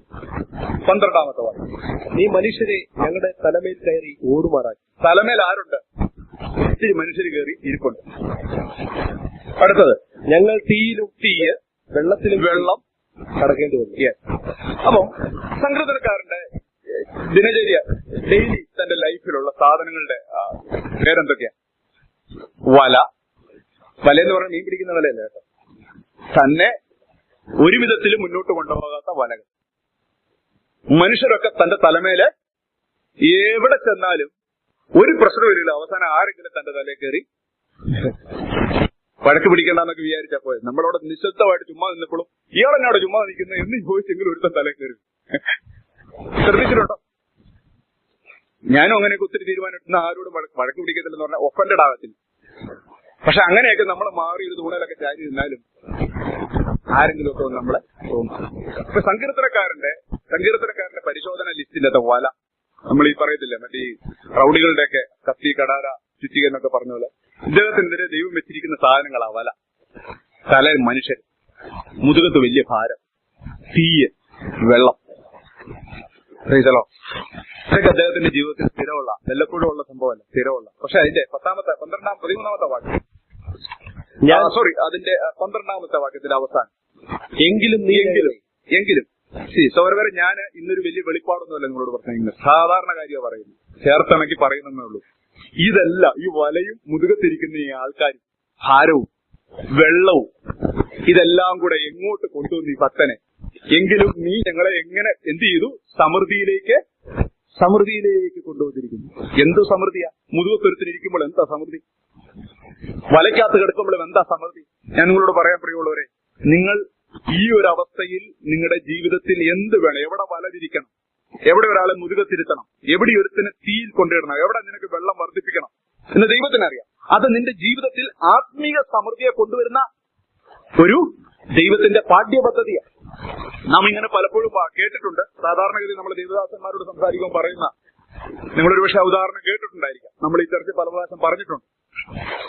ഒരു വീടിന്റെ പുറകിലുള്ള വലിയ പാറ തള്ളുവാൻ ദൈവം ഭക്തനായ മനുഷ്യനോട് പറഞ്ഞപ്പോൾ എല്ലാം സിൻസിയറായിട്ട് കേൾക്കുന്ന മനുഷ്യൻ, നിഷ്കളങ്കനായ മനുഷ്യൻ, ദൈവത്തോട് മറുചോദ്യം ചോദിക്കാതെ അവൻ നിശബ്ദമായി നിന്ന് എല്ലാ ദിവസവും പാറ തള്ളി. ദൈവം അവനോട് പറഞ്ഞു, കിഴക്ക് നിന്ന് പടിഞ്ഞാറോട്ട് നോക്കി നീ രാവിലെയും വൈകിട്ടും പാറ തള്ളണം. നിശബ്ദമായി പാറ തള്ളി, മണിക്കൂറുകളോളം പാറ തള്ളി. നിങ്ങൾക്കറിയാമല്ലോ, നിങ്ങളുടെ വീടിന്റെ പുറകിൽ ഇതുപോലൊരു വലിയ പാറ നിങ്ങളെ തള്ളുകയാണെങ്കിൽ എന്താ സംഭവിക്കുന്നത്? നാട്ടുകാരെല്ലാം നിങ്ങൾ എന്ത് ചെയ്യും? നിങ്ങൾ എന്ത് വിളിക്കും? വട്ടൻ എന്ന് വിളിക്കും. ഭാര്യ ചിലപ്പോൾ ഡൈവോഴ്സ് ചെയ്യാൻ പോലും സാധ്യതയുണ്ട്, അല്ലെ? ഒരു കുഴപ്പമില്ലായിരുന്ന യോഗത്തിന് പോയിട്ട് തിരിച്ചു വന്നിട്ടാണ് ഇയാൾ വല്ല പേപ്പട്ടി കടിക്കുമെന്ന് അറിയത്തില്ല. ഈയിടെയായിട്ട് ആര് പറഞ്ഞാലും കേൾക്കത്തില്ല, ഈ പാറയെ തള്ളി പിടിച്ചോണ്ട് നിൽക്കുക. അത് കട്ടക്കാപ്പ് പിടിച്ചിട്ട് 3 മണി തൊട്ട് 7 മണി വരെ ഒരാൾ പാറയെ തള്ളി നിൽക്കാന്ന് വിചാരിക്കും. ഇതൊരു കഥയാ. ആ മനുഷ്യനൊന്നും കേട്ടില്ല പ്രിയമുള്ളവർ. അദ്ദേഹം ദൈവത്തോട് ചോദ്യം ചെയ്തില്ല. നിഷ്കളങ്കമായി അദ്ദേഹം ആ പാറ തള്ളി. എന്റെ വീട്ടിൽ പുറകെ നിൽക്കുന്ന ഈ പാറയുള്ള മല ജീവിതകാലം തള്ളിയാലും നീങ്ങിപ്പോകത്തില്ല. എങ്കിലും ദൈവമാണല്ലോ പറഞ്ഞത്. അതിന്റെ അകത്തൊരർത്ഥം തള്ളിപ്പിടിച്ചു. 10 വർഷം തള്ളി. എത്ര വർഷം? 10 വർഷം, രാവിലെ വൈകിട്ട്. ഇതിനോടകം ഒത്തിരി ആൾക്കാർ അദ്ദേഹത്തെ അവരുടെ ലിസ്റ്റിൽ നിന്ന് തന്നെ തള്ളിക്കളഞ്ഞു, ഒരു മനുഷ്യനായിട്ട് അവർ അംഗീകരിക്കാതെ.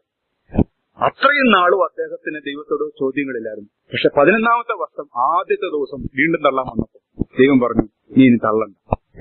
അപ്പൊ അദ്ദേഹത്തിന് ദേഷ്യം വന്നു. അപ്പൊ അദ്ദേഹം ചോദ്യങ്ങൾ ചോദിച്ചു.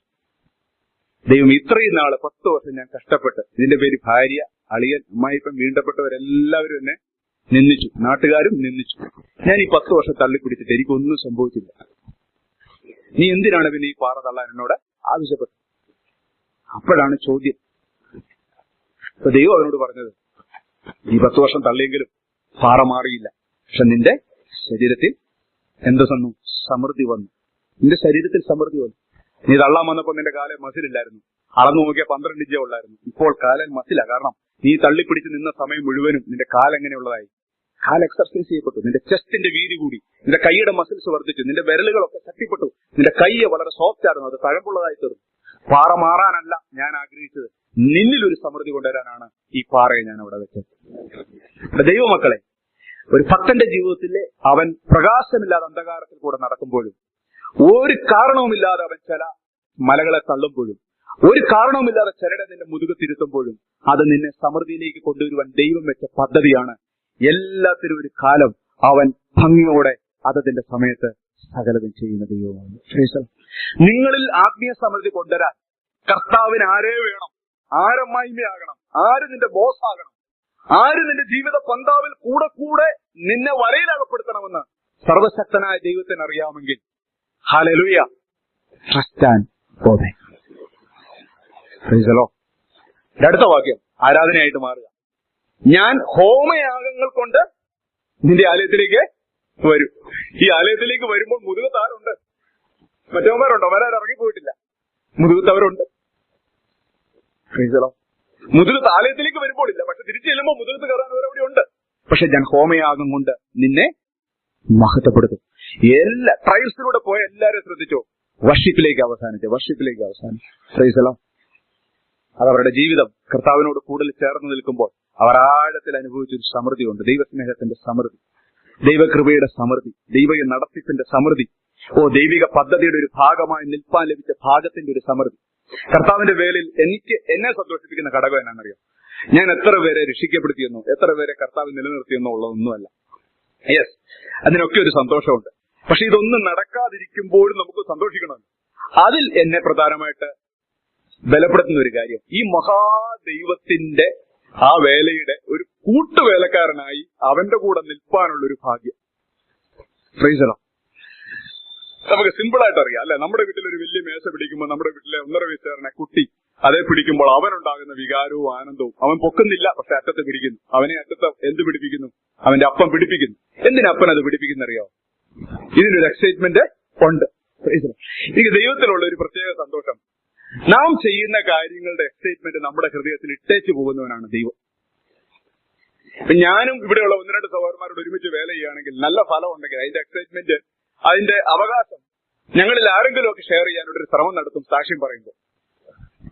പക്ഷെ കർത്താവിനുള്ളൊരു ഗുണം, കർത്താവ് ആണിത് മൊത്തം ചെയ്യുന്നെങ്കിലും കർത്താവ് അതിന്റെ സന്തോഷം നമുക്ക് വിട്ടുതരിക. Price the Lord. അതിന് ഞാൻ ഒരു ഉദാഹരണം പറയാം. മോറിയായിൽ അബ്രഹാമിന് ആട്ടുകുട്ടിയെ കൊടുത്താരാ? ആരാ? ദൈവം കൊടുത്തത്. പക്ഷെ തിരിച്ചു പോകുമ്പോൾ എക്സൈറ്റ്മെന്റ് മൊത്തം ആർക്കാ? അബ്രഹാം. Praise the Lord. രക്ഷയ്ക്കുള്ളത് മുഴുവനും ചെയ്തതാരാ? കർത്താവാ. ഇപ്പോൾ ഈ ആരാധനാലയത്തിൽ അത് പറഞ്ഞ് ആരാധിച്ചതിന്റെ എക്സൈറ്റ്മെന്റ് അനുഭവിക്കുന്ന ആരാ? നിങ്ങളാ. Price the Lord. ദൈവത്തിന് പ്രിയമുള്ളവര്, ആ വേലയുടെ ഒരു കൂട്ടുവേലക്കാരനെ അതിന്റെ ഭാഗമായി മഹാദൈവത്തിന്റെ പ്രവൃത്തിയുടെ ഒരു കൂടെ നിന്ന് നീയും കൂടെ വന്നാൽ ഈ കാര്യം നടക്കത്തോ എന്ന് പറഞ്ഞ് എന്നെയും കൂടെ ചേർത്ത് നിർത്തി ഇത് ചെയ്യിപ്പിക്കുന്ന ദൈവത്തിന്റെ മനസ്സിലാണ് എന്റെ ശുശ്രൂഷയുടെ സന്തോഷം ഞാൻ കണ്ടെത്തുന്നത് പ്രധാനമായി. Price the Lord. കാരണം ആത്മാക്കളെ വിടുവിക്കപ്പെടാൻ ഒരു കാലം ഞാൻ എന്റെ ശുശ്രൂഷയുടെ ആദ്യത്തെ 5 വർഷം 5 വർഷമല്ല 10 വർഷം ഒരു ഇവാഞ്ചലിസ്റ്റായിരുന്നു. തെരുവുതോറും നടക്കുന്ന ഒരു മനുഷ്യനായിരുന്നു. വീട് തോറും കയറി ഇറങ്ങി നടക്കുമായിരുന്നു. കവലകളിൽ ആരുമില്ലാതിരിക്കുമ്പോൾ പരസ്യമായി പ്രസംഗിക്കുമായിരുന്നു. അന്ന് എന്റെ മനസ്സിൽ ഒറ്റ ചിന്തയുള്ള ആത്മാക്കൾ രക്ഷിക്കപ്പെടണം. ആ സമയത്ത് ദൈവം ആത്മാക്കളെ തന്നിട്ടുണ്ട്. ഈ സീസണിൽ കർത്താവ് എന്നെ ആത്മാക്കളെ തന്നല്ല തൃപ്തിപ്പെടുത്തുന്നു. അപ്പൊ ഇതിനൊരു കാലം ഉണ്ടായിരുന്നു. എനിക്ക് ആത്മാക്കളെ നേടാൻ എനിക്കൊരു കാലം ഉണ്ടായിരുന്നു. സുവിശേഷം പറയാനായിട്ടൊരു കാര്യം ഉണ്ടായിരുന്നു. ഒന്നും നോക്കാതെ ജീവിക്കേണ്ട ഒരു കാലം ഉണ്ടായിരുന്നു. ഇന്ന് മറ്റൊരു രീതിയിലാണ് ദൈവം എന്നെ കൊണ്ടുപോകുന്നത്. ആ കാലം ഓർത്ത് ഞാൻ ദുഃഖിക്കുന്നില്ല. ഈ കാലത്ത് ദൈവം എന്നെ കൊണ്ടുപോകുമ്പോൾ ഞാൻ സന്തോഷിക്കുന്നത് ഇപ്പോഴും ആ മേശയുടെ അറ്റത്ത് പിടിപ്പാൻ ദൈവം എന്നെ നിർത്തിയിരിക്കുന്നു. ഹല്ലേലൂയ. പ്രിയമുള്ളവരെ, സുവിശേഷകരുടെ സന്തോഷം എന്ന് പറയുന്നത് എത്ര പേർ കൈവക്കി എന്ന് പറയുന്നതല്ല, മഹാദൈവത്തിന്റെ കൂടെ ഒരു കൂട്ടുവേലക്കാരനായി നിൽപ്പാനുള്ള അത്ഭുതകരമായ വിളിയാണ് നമുക്ക് ലഭിച്ചിരിക്കുന്നത്. Price the Lord. ഹല്ലേലൂയ. ഇത് ഒരു സമൃദ്ധിയാണ്. ഒരു ഭാഗം കൂടെ പറഞ്ഞ ശേഷം ഞാൻ എന്റെ വാക്ക് അവസാനിപ്പിക്കും. ക്രിസ്തീയ ഗോളത്തിൽ ഞാൻ ഏറ്റവും അധികം ബഹുമാനിക്കുന്ന ഒരു സ്ത്രീയാണ് ഫാനി ക്രോസ്ബി. നമ്മൾ പല പ്രാവശ്യം ഫാനി ക്രോസ്ബിയുടെ ബയോഗ്രഫി ഒക്കെ വായിച്ചിട്ടുണ്ട്. പക്ഷെ എന്നെ അത്ഭുതപ്പെടുത്തിയത്, ഞാൻ ഈ കഴിഞ്ഞ ദിവസങ്ങളെല്ലാം ഫാനി ക്രോസ്ബിയുടെ പാട്ടുകളെല്ലാം വായിക്കുക. നിങ്ങൾക്കറിയാം, 1820 ഫാനി ക്രോസ്ബി ജനിക്കുന്നത്. 1915 ഫാനി ക്രോസ്ബി മരിക്കുന്നത്. ന്യൂയോർക്കിനടുത്തുള്ള ഒരു ചെറിയ ഗ്രാമത്തിലാണ് ജനിച്ചു വളർന്നത്. ജനിച്ച് 6ാമത്തെ ആഴ്ചയിൽ തന്നെ കൈയബദ്ധത്തിൽ കൊടുത്ത മെഡിസിൻ തെറ്റിപ്പോയതുകൊണ്ട് അവൾ 2 കണ്ണും കാഴ്ചയില്ലാത്ത തന്തയായി മാറി. ഫാനി ക്രോസ്ബി ജനിച്ച ശേഷം ഏതാനും ചില ദിവസങ്ങൾ മാത്രമേ അവൾ കാഴ്ചയുള്ളവളായിരുന്നു. ദിവസങ്ങൾ കഴിഞ്ഞ് കാഴ്ചയില്ലാത്തവളായി. എന്നെ അത്ഭുതപ്പെടുത്തിയ കാര്യം, ഫാനി ക്രോസ്ബിയുടെ 95 വർഷത്തെ ജീവിതത്തിൽ അവൾ എത്ര ആഞ്ഞ് കണ്ണു തുറന്നാലും അവളുടെ മുമ്പിൽ ഇരുട്ട് മാത്രമേ ഉള്ളൂ.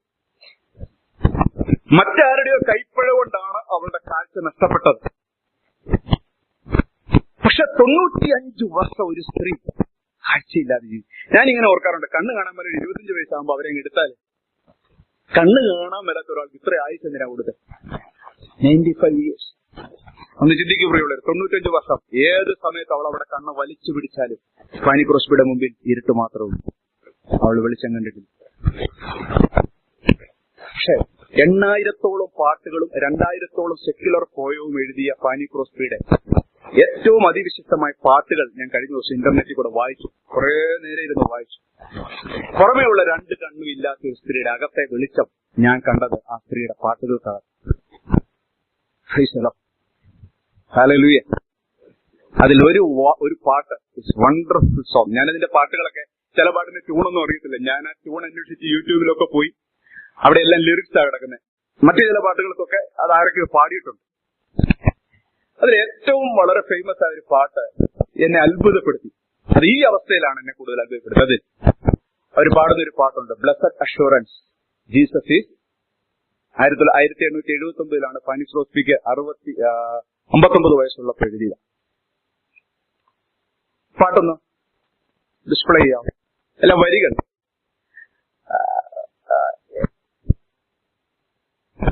അതിന്റെ ആദ്യത്തെ സ്റ്റാൻസായിൽ ഫാനി ക്രോസ്ബി പറയുന്നുണ്ട്, പെർഫെക്റ്റ് സബ്മിഷൻ, പെർഫെക്റ്റ് ഡിലൈറ്റ്. ആരാ പാടുന്നറിയാം? ആരാ പാടുന്നത്? രണ്ട് കണ്ണും കാണാത്ത സ്ത്രീയാ പാടുന്നത്. Perfect submission, perfect delight. Praise the Lord. രണ്ടാമത്തെ സ്റ്റാൻസായി തുടങ്ങുന്നത് perfect submission, all is at rest. Praise the Lord. ഇനി നിങ്ങൾ ഫാനി ക്രോസ്ബിയുടെ പുസ്തകം പോയി വായിക്കണം, പാട്ട് വായിക്കണം. ഓരോന്നും ഹൃദയത്തിൽ പുറത്തെ കണ്ണ് കാണാൻ മേലാതിരിക്കുമ്പോൾ അകത്തെ കണ്ണ് തുറക്കപ്പെട്ടിട്ട് ദൈവത്തിന്റെ വെളിച്ചം അകക്കണ്ണുകൊണ്ട് 95 വർഷം കണ്ട് ജീവിച്ച ഒരു സ്ത്രീ ചോദിക്കാമായിരുന്നു, മറ്റൊരാളുടെ കൈപ്പഴ കൊണ്ട് എന്റെ കണ്ണ് കാണാൻ മേലാതായിപ്പോയി, ഈ ആയുസ് മുഴുവനും ഞാൻ ഇരുട്ടിൽ തപ്പി നടക്കണം. ദൈവമേ, വൈ? എന്തുകൊണ്ട്? അതിന്റെ മറുപടി ഫാനി ക്രോസ്ബി തന്നത് തന്റെ പാട്ടില. Perfect submission, all is at rest. യഹോവയുടെ മുമ്പാകെ സമ്പൂർണ്ണമായി സമർപ്പിക്കുന്നതാണ് എന്റെ ജീവിതത്തിന്റെ ഡിലൈറ്റ്. അതുകൊണ്ടാ പ്രിയമുള്ളവരെ 8000 പാട്ട് ദൈവം അവരെ കൊണ്ട് പാടിപ്പിച്ചത്. Hallelujah, praise the Lord. പ്രിയമുള്ളവർ, നമ്മളൊരു 100 പ്രാവശ്യം പാടിയിട്ടുണ്ട്. എനിക്കതൊക്കെ ഇന്ന് ഒരു പുതിയൊരു നവ്യ ഗാനമാണ്. This is my story. ഏതാ എന്റെ സ്റ്റോറി? കണ്ണ് കാണാൻ മേലെന്നുള്ളതല്ല എന്റെ സ്റ്റോറി. എന്റെ സ്റ്റോറി എന്താ? Blessed assurance Jesus is mine. Price the Lord. Hallelujah. പ്രിയമുള്ളവരെ, നിന്റെ ജീവിതത്തോട് ചേർന്ന് ഇന്ന് വരെ നീ വഹിക്കുന്ന മുഴുവനും വൈകല്യങ്ങളല്ല നിന്റെ story. Your story is blessed assurance Jesus is mine. Hallelujah. ഒരു മനുഷ്യൻ അവന്റെ കഥ എഴുതിയപ്പോൾ അവൻ എഴുതിയ കഥ അവന്റെ കഴുതയല്ല. അവൻ എഴുതിയ കഥ അവന്റെ കർത്താവ് അവനിൽ ചെയ്ത പ്രവൃത്തിയുടെ കഥയാണ്. ഹല്ലേലൂയ. നിങ്ങൾ ഇവിടെ എവിടെയെങ്കിലും വായിക്കൂ ഫാനി ക്രോസ്ബിയുടെ കണ്ണ് കാണാൻ മേലാത്തതിന്റെ കഥനം, ഫാനി ക്രോസ്ബിയുടെ ജീവിതത്തിന്റെ വിധിയായിട്ട് ഫാനി ക്രോസ്ബിയുടെ ജീവിതത്തെ കാണുന്ന ഏതെങ്കിലും ഒരു പദപ്രയോഗം ഉണ്ടോ? ഒരു പദപ്രയോഗമില്ല. ഞാൻ ഫാനി ക്രോസ്ബിയല്ല ഉയർത്തുന്നത്, പക്ഷെ അവളുടെ ഉള്ളിലെ ഈ വലിയ വൈകല്യത്തെ അതിജീവിക്കാൻ അവൾ യേശു ക്രിസ്തുവിൽ പൂർണ്ണ തൃപ്തിയായിരുന്നു. Hallelujah. This is my story, this is my song. നിങ്ങളോട് ചോദിച്ച്, എന്താ നിങ്ങളുടെ സ്റ്റോറി? എന്റെ പൊന്നു ബ്രദർ ഒന്നും പറയണ്ട. ആ 52 തെങ്ങിന്ന് വീണിട്ട് ഒരു കാൽ ഒടിഞ്ഞു പോയതാ.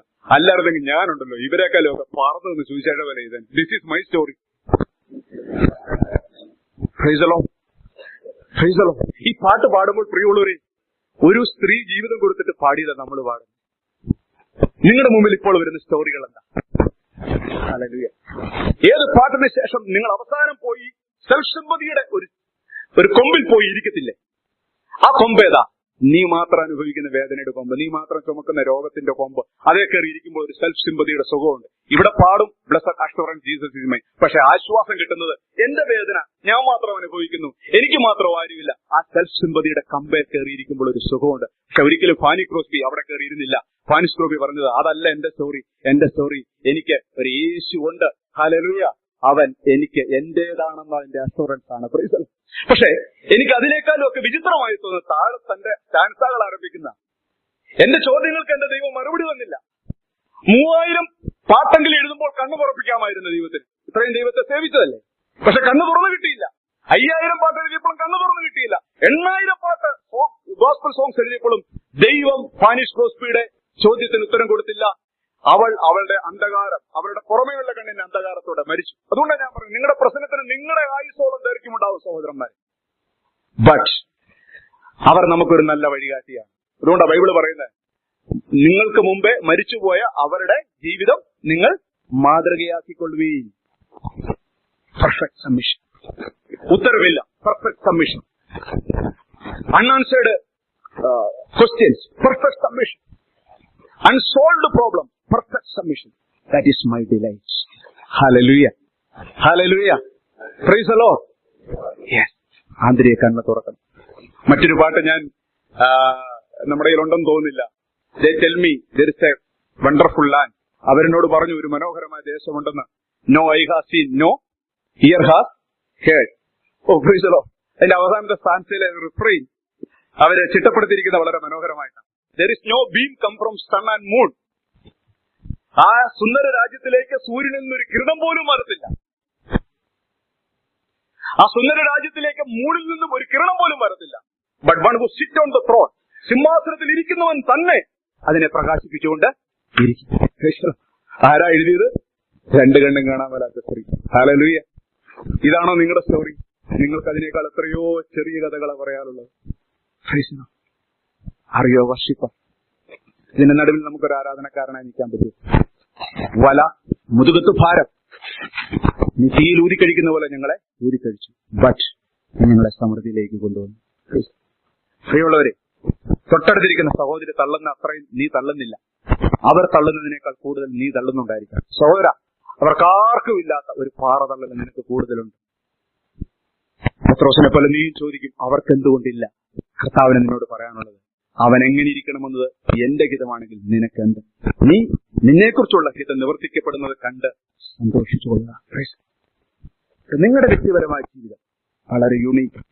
ഇരിക്കുന്ന ഓരോ സഹോദര സഹോദരന്മാരും നിങ്ങൾ വഹിക്കുന്ന വേദന എന്തുവാകാം, അൺബിയറബിൾ പെയിൻ. പക്ഷെ ഞാനൊരു കാര്യം നിങ്ങളോട് പറയാം. നമ്മൾ ആശ്വാസവാക്കായിട്ട് പറയുന്ന ഒരു വാക്കുണ്ട്, 1 കൊരിന്ത്യർ 10-ാം അധ്യായം. ആ വാക്കും കൂടെ നമുക്ക് എടുക്കാം. 1 കൊരിന്ത്യർ 10-ാം അധ്യായം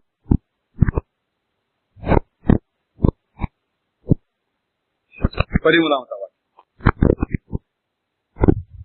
മനുഷ്യർക്ക് നടപ്പല്ലാത്ത പരീക്ഷ നിങ്ങൾക്ക് നേരിട്ടിട്ടില്ല.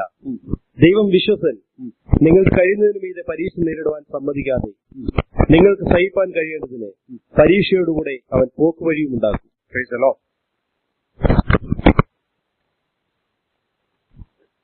നിങ്ങൾക്ക് കഴിയുന്നതിന് മീതെ പരീക്ഷ നേരിടുവാൻ, അടുത്ത വാക്കേതാ? സമ്മതിക്കാതെ. എന്ന് പറഞ്ഞേ, സമ്മതിക്കത്തില്ല. സഹിക്കുന്നതിൽ കൂടുതൽ, സഹിക്കാൻ കഴിയുന്നതിൽ കൂടുതൽ അവൻ സമ്മതിക്കത്തില്ല. അപ്പൊ നമ്മളൊരു വാക്യം വായിക്കുമ്പോൾ നമ്മളതിലെ വാക്കുകൾ ചിലത് സ്ട്രെസ് ചെയ്ത് തിരിച്ചറിയുമ്പോഴേ നമുക്ക് ആ വാക്യം ജീവനായി തീരും. അവനത് സമ്മതിക്കത്തില്ല. അവൻ സമ്മതിക്കാതെ നിനക്കത് തരത്തില്ല. നിന്റെ കപ്പാസിറ്റിക്ക് അപ്പുറം അവൻ എന്ത് ചെയ്യത്തില്ല? സമ്മതിക്കത്തില്ല. Price the Lord. പക്ഷെ എനിക്ക് അതിലേറ്റവും ഇഷ്ടപ്പെട്ട വചനം, അക്കാര്യം പറയുന്നതിന് മുമ്പ് ഒരു ചെറിയ വാക്ക് അവിടെ കിടക്കുമ്പോൾ, മനുഷ്യർക്ക് നടപ്പല്ലാത്ത പരീക്ഷ നിങ്ങൾക്ക് നേരിട്ടിട്ടില്ല. ദൈവം വിശ്വസ്തൻ. ദൈവം വിശ്വസ്തൻ. നിങ്ങളുടെ എല്ലാ പരീക്ഷകൾക്കും നടുവിൽ ഈ വേർഡ് നിങ്ങൾ ഇടയ്ക്കിടയ്ക്ക് ഓർത്തോണം. God is faithful. വേറെ ഒന്നും നിങ്ങൾ ഓർക്കണ്ട. വേറെ എല്ലാം നിങ്ങൾ മറന്നുപോയാലും ഹി ഈസ് ഫെയ്ത്ത്ഫുൾ. ദൈവം വിശ്വസ്തൻ. ഉത്തരം കിട്ടുന്നില്ല, ദൈവം വിശ്വസ്തൻ. 45 വർഷം അതേ പ്രശ്നമായിട്ട് തള്ളിക്കൊണ്ട് നടക്കുക, ദൈവം വിശ്വസ്തൻ. ചില വീടുകൾ ആവർത്തിച്ച് കേൾക്കണം, ചില വീടുകൾ വീണ്ടും വീണ്ടും കേൾക്കണം. ചില വാക്യങ്ങളിലെ ചില വാക്കുകൾ നിങ്ങളുടെ ഹൃദയത്തെ കോർത്തങ്ങിണക്കണം. God is faithful. 50 വർഷം കഴിഞ്ഞാലും ദൈവം വിശ്വസ്തൻ. ഏതിനോടുള്ള ബന്ധത്തിൽ? നിങ്ങൾ സഹിക്കുന്ന പരീക്ഷകളോടുള്ള ബന്ധത്തിൽ. God is faithful. ഞാൻ ഈ വാക്യം വായിച്ചപ്പോൾ വായിച്ച് അന്നേരം തൊട്ട് ഞാൻ കടന്നു പോകുന്ന എല്ലാ പാതകളിലും ആ പ്രശ്നം പരിഹരിക്കപ്പെടുന്നുണ്ടോ ഇല്ലയോ എന്നുള്ളതിനേക്കാൾ ഈ വാക്ക് അങ്ങ് ഉച്ചരിക്കാൻ തുടങ്ങി. ദൈവം വിശ്വസ്തൻ. രോഗത്തിന് സൗഖ്യം കിട്ടാതിരിക്കുക, പക്ഷെ ഒരു കാര്യം ഉറപ്പാണ്, തന്ന ഈ വേദന അവൻ സമ്മതിച്ചു തന്ന, സമ്മതിക്കാതെ തരത്തില്ല. സമ്മതിക്കാവുന്നതിൽ കൂടുതൽ അവനെ സമ്മതിപ്പിക്കാതെ ആർക്കും നിന്നെ വേദന തരാൻ കഴിയത്തില്ല. അവൻ സമ്മതിക്കാതെ ഒരു പിശാചിനും നിന്റെ ദേഹത്ത് ശൂലം തറപ്പിക്കാൻ കഴിയത്തില്ല. അതെല്ലാം അവിടെ നിൽക്കുമ്പോഴും ഈ വാക്ക് മനസ്സിൽ വീണ്ടും വരണം. ദൈവം വിശ്വസ്തൻ. Hallelujah. God is faithful. God is faithful. ആരൊക്കെ തലയിൽ കയറിയിരുന്നാലും എന്നെ അത് സമൃദ്ധിയിലേക്ക് കൊണ്ടുവരും. Praise the Lord. കരങ്ങൾ ഉയർത്തി നമ്മുടെ ദൈവത്തെ ഒന്ന് സ്തുതിക്കാം. Praise the Lord. ഹല്ലേലൂയ. നമ്മളിങ്ങനെ കേട്ടിട്ടുണ്ട്, ഈ കളിപ്പാട്ടം ടോയ് ഉണ്ടാക്കുന്ന അലുമിനിയവും വിമാനം ഉണ്ടാക്കുന്ന അലുമിനിയം തന്നെയാണ്, സെയിം അലുമിനിയം. പക്ഷെ നിങ്ങൾ വിമാനത്തിന്റെ അടുത്ത് ചെന്ന് നോക്കിയാൽ വിമാനത്തിന്റെ ആ ബോഡി ഉണ്ടാക്കിയിരിക്കുന്ന അലുമിനിയം ചെന്ന് കൊട്ടി നോക്കണം, അടുത്ത് ചെന്ന് നോക്കണം. നിങ്ങൾക്ക് പ്രത്യേകിച്ചൊന്നും പ്രത്യേകത തോന്നത്തില്ല. നമ്മുടെ ഇവിടുത്തെ കാറയിലൊക്കെ കൂട്ടുന്ന പോലത്തെ ഒരു ശബ്ദമാണ് പ്ലെയിന്റെ ഷീറ്റ് തട്ടിയാൽ. പക്ഷേ ഈ ടോയ് ഉണ്ടാക്കാൻ ഉപയോഗിച്ച അലുമിനിയവും പ്ലെയിൻ ഉണ്ടാക്കാൻ ഉപയോഗിച്ച അലുമിനിയവും തമ്മിലുള്ള വ്യത്യാസം എവിടെ കിടക്കുന്നറിയും? ഇത് രണ്ടും കടന്നുപോയ പ്രോസസ്സിലൂടെ. ടോയ് ഉണ്ടാക്കാൻ ഉപയോഗിച്ച അലുമിനിയം വളരെ കുറച്ച് പ്രോസസ്സിലൂടെ പോയിട്ടുള്ളൂ. പക്ഷെ വിമാനം ഉണ്ടാക്കാൻ അതേ അലുമിനിയം ഉപയോഗിച്ചെങ്കിലും അത് പല പ്രോസസ്സിലൂടെ കടന്നുപോയി. അത് അതിഭയങ്കരമായ തണുപ്പിലിട്ടിട്ടുണ്ട്, അതിഭയങ്കരമായ ചൂടിലിട്ടിട്ടുണ്ട്. ഒരു പ്രാവശ്യമല്ല, ആവർത്തിച്ച് ഫ്രീസിംഗ് തണുപ്പിലേക്ക് പോയിട്ടുണ്ട്, അതിഭയങ്കരമായ ചൂടിലേക്ക് പോയിട്ടുണ്ട്. കാരണം ഉയരത്തിൽ പറക്കുന്ന വിമാനം ഭയങ്കര ചൂടിലേക്ക് താഴെ വരികയും ഉയരത്തിലേക്ക് പറക്കുമ്പോൾ ഭയങ്കര തണുപ്പിലേക്ക് പോവുകയും അതിഭയങ്കരമായ കാലാവസ്ഥയുടെ വ്യതിയാനത്തിലൂടെ ഇത് സഞ്ചരിക്കുമ്പോൾ അതിനെ അതിജീവിക്കാനായിട്ട് ഈ അലുമിനിയത്തെ 100 പ്രാവശ്യമെങ്കിലും പല രീതിയിൽ അതിനെ ചൂടിലും തണുപ്പിലും കൊണ്ടുവന്ന് അതിനെ പക്ക ഒരു വിമാനത്തിന്റെ ബോഡിയായി നിർമ്മിക്കാൻ പ്രാപ്തിയുള്ള ഒരു അലുമിനിയമാക്കി തീർത്ത ശേഷമാണ് അതിനെ ആ ബോഡിയെ ബിൽഡ് ചെയ്യാനായിട്ട് ഉപയോഗിച്ചത്. പ്രിയമുള്ളവരെ, ഒരു കളിപ്പാട്ടത്തിന്റെ അലുമിനിയം കണ്ടാൽ ഒരുപോലെ ഇരിക്കും, വിമാനത്തിന്റെ അലുമിനിയം കണ്ടാൽ ഒരുപോലെ ഇരിക്കും. പക്ഷെ ഏത് കാലാവസ്ഥ, ഇടിമിന്നലിനെ, മഴയെയും തണുപ്പിനെയും ഒരേ സമയത്ത് തന്നെ -ഡിഗ്രിയിലേക്കും ഒരേ സമയത്ത് തന്നെ 30 ഡിഗ്രി സെൽഷ്യസിലേക്കും അതിനങ്ങോട്ടും ഇങ്ങോട്ടും പോകുമ്പോഴും അതിന്റെ വിമാനത്തിന്റെ ബോഡി ചുളുങ്ങിപ്പോകുന്നില്ല. എന്തുകൊണ്ടാ? അത് ഓൾറെഡി ഒരു പ്രോസസ്സിലൂടെ കടന്നുപോയിട്ടുണ്ടെങ്കിൽ. ഹല്ലേലൂയ. ചില വിശ്വാസികൾ കണ്ടാൽ ഒരുപോലെയാ, പക്ഷെ ചില വിശ്വാസികൾ they have gone through lot of fiery furnace. അവരുടെ ജീവിതം കൂടുതൽ ശക്തിയുള്ളതായി തീർന്നു, ബലമുള്ളതായി തീർന്നു. അവരുടെ പ്രശ്നങ്ങൾ വർദ്ധിക്കും തോറും അവരുടെ ഉള്ളിൽ നിന്ന് പാട്ടുകൾ വർദ്ധിച്ചുകൊണ്ടേയിരുന്നു. ഹല്ലേലൂയ. ഒരായുസ് മുഴുവനും അവർ ചുമന്നുകൊണ്ട് പോയ അന്ധതയ്ക്ക് നടുവിലും അവരുടെ ഹൃദയത്തിൽ മനോഹരമായ പാട്ടുകൾ വന്നുകൊണ്ടിരുന്നു. കാരണം അവർ സാധാരണ അലുമിനിയമല്ല, കാഴ്ചയിൽ അതങ്ങനെയാണ്. പക്ഷെ അവരെ കർത്താവ് സ്ട്രെങ്തൻ ചെയ്തു. ജീവിതത്തിന്റെ പദ്ധതികളിലൂടെ ദൈവം അവരെ സ്ട്രെങ്തൻ ചെയ്തു. കഴിഞ്ഞ ദിവസം ഞാൻ അവരുടെ മെസ്സേജ് കേട്ടപ്പോ എനിക്ക് വളരെ സന്തോഷം തോന്നി. ഞാൻ അങ്ങനെ ചിന്തിച്ചിട്ടില്ലായിരുന്നു ഒരിക്കൽ പോലും. അദ്ദേഹം പറഞ്ഞു, നിങ്ങൾ വർഷങ്ങളായി പ്രാർത്ഥിച്ചിട്ട് നിങ്ങൾക്ക് ഒരു കുട്ടിയില്ല. അപ്പൊ അദ്ദേഹം പറഞ്ഞു മറ്റൊരു കാര്യം, നിങ്ങൾക്കൊരു കുട്ടിയില്ല പ്രാർത്ഥിച്ചിട്ടെങ്കിൽ അതിന്റെ അർത്ഥം ദൈവം മറ്റൊരു സന്ദേശം നിങ്ങൾക്ക് നൽകുക, അഡോപ്റ്റ് വൺ ചൈൽഡ്. ഞാൻ അങ്ങനെ ചിന്തിച്ചില്ല. ദൈവം ഒരു സന്ദേശമായിരിക്കും നമുക്ക് നൽകുന്നത്. 15 വർഷമായിട്ട് മക്കളില്ലാതെ പ്രാർത്ഥിക്കുന്ന ഒരു ഫാമിലി വിശ്വാസത്തോടെ വീണ്ടും പ്രാർത്ഥിക്കുന്നു, അനേകർ പ്രാർത്ഥിക്കുന്നു. But the same time God is conveying this message. ആ മെസ്സേജിലൂടെ ദൈവം നിങ്ങളോട് കൺവേ ചെയ്യുന്ന മറ്റൊരു കാര്യമുണ്ട്. ഒരു അനാഥ കുട്ടിയെ നിങ്ങൾക്ക് എടുത്ത് വളർത്താം. എന്നിട്ട് ആ പ്രാസംഗികൻ ഇങ്ങനെയാ പറയുന്നത്, ആ സന്ദേശം നീ കേട്ടിട്ട് കുട്ടിയെ വളർത്തിയ ശേഷം നിനക്കൊരു കുട്ടി ഉണ്ടെങ്കിൽ ഡബിൾ ബ്ലെസ്സിങ്. സ്വന്തം കുട്ടിയെ പോലെ എടുത്ത കുട്ടി. ആർ സ്റ്റാൻലി എന്ന് പറയുന്ന ദൈവഭക്തൻ സുനാമിക്ക് ശേഷം തമിഴ്നാട്ടിലുള്ള കടൽ തീരത്തൂടെ സഞ്ചരിക്കുമ്പോൾ പരമേശ്വർ എന്ന് പറയുന്ന ഒരു മനുഷ്യന്റെ വീട്ടിലെത്തി. ഇദ്ദേഹത്തിന്റെ 3 കൊച്ചുകുട്ടികളാണ് തിരമാലയിൽ അവരുടെ ജീവൻ പോയത്. പരമേശ്വരന്റെ കുടുംബം ദൈവഭാഗത്ത് വന്ന കുടുംബമാണെന്നാണ് എന്റെ വിശ്വാസം. അദ്ദേഹത്തിന്റെ പ്രസംഗത്തിൽ അങ്ങനെയാണ് എനിക്ക് തോന്നിയത്. അവരെ ആശ്വസിപ്പിക്കാൻ പോയതാണ്. അദ്ദേഹത്തിനെ ആശ്വസിപ്പിക്കാൻ പ്രത്യേകിച്ച് വാക്കുകളൊന്നുമില്ല. കൊച്ചു കുഞ്ഞുങ്ങളാ 3 പേര്. ഒരു 3 പേര് തിരമാലയിൽ പോയി, അവരെ ആരും കണ്ടുകിട്ടിയില്ല. പക്ഷെ അദ്ദേഹം പറഞ്ഞത്, പരമേശ്വരൻ ഇപ്പൊ 20 കുട്ടികളെ എടുത്തു വളർത്തുന്ന, നമുക്ക് മനസ്സിലാവുന്ന ഭാഷ ഞാൻ പറഞ്ഞു, അനാഥ ആലയം എന്നൊക്കെ നമ്മൾ പറയും. പക്ഷെ സ്വന്തം കുട്ടികളെ പോലെ 20 കുട്ടികളെ പരമേശ്വരൻ ഇപ്പം വളർത്തുക. എന്റെ ഒരു ചോദ്യം, 3 കുട്ടികൾ നഷ്ടപ്പെടാൻ കാരണമെന്താ? നിങ്ങളൊരു ഉത്തരം പറയരുത്, നമുക്കറിയില്ല. ഒരു പക്ഷേ 20 അപ്പനും അമ്മയും ഇല്ലാത്ത കുട്ടികൾ സ്വന്തം കുട്ടികളെ പോലെ വളർത്താനായിരിക്കാം അതുവരെ വളർന്ന 3 കുട്ടികളെ ദൈവം ചിലപ്പം എടുത്തു മാറ്റിയത്, അറിയില്ല. But perfect submission, perfect delight. ഒരു മനുഷ്യൻ ദൈവത്തോടുകൂടെ നടക്കുമ്പോൾ he will design the things. എനിക്കൊരു കുട്ടിയില്ല 10 വർഷമായിട്ട്. നീ എന്നും 10 വർഷമായിട്ട് കുട്ടിയില്ല എന്നോർത്ത് ഭാരപ്പെടരുത്. എത്രയോ കുട്ടികൾ അനാഥമായി കിടക്കുന്നു. ദൈവം നിനക്കൊരു മെസ്സേജ് തരിക, അഡോപ്റ്റ് വൺ ചൈൽഡ്. എല്ലാത്തിലും ഞാൻ പറയട്ടെ പ്രിയമുള്ളവരെ, God is faithful all the time. God is faithful. നിങ്ങൾ ആരെങ്കിലും ദൈവത്തിന്റെ ന്യായവിധിയെ ചോദ്യം ചെയ്ത് ദൈവത്തിന്റെ അടുക്കൽ ചെന്നാൽ ഞാൻ നിങ്ങളോട് പറയാം, തിരിച്ചു വരുന്ന പാട്ടും പാടി ആരാധിച്ചുകൊണ്ടേ വരത്തുള്ളൂ. ഞാൻ വാക്കിയെടുത്ത് കാണിക്കാം. വെളിപ്പാട് പുസ്തകം 16-ാം അധ്യായം 4-ാമത്തെ വാക്യം തൊട്ട് വായിക്കാം.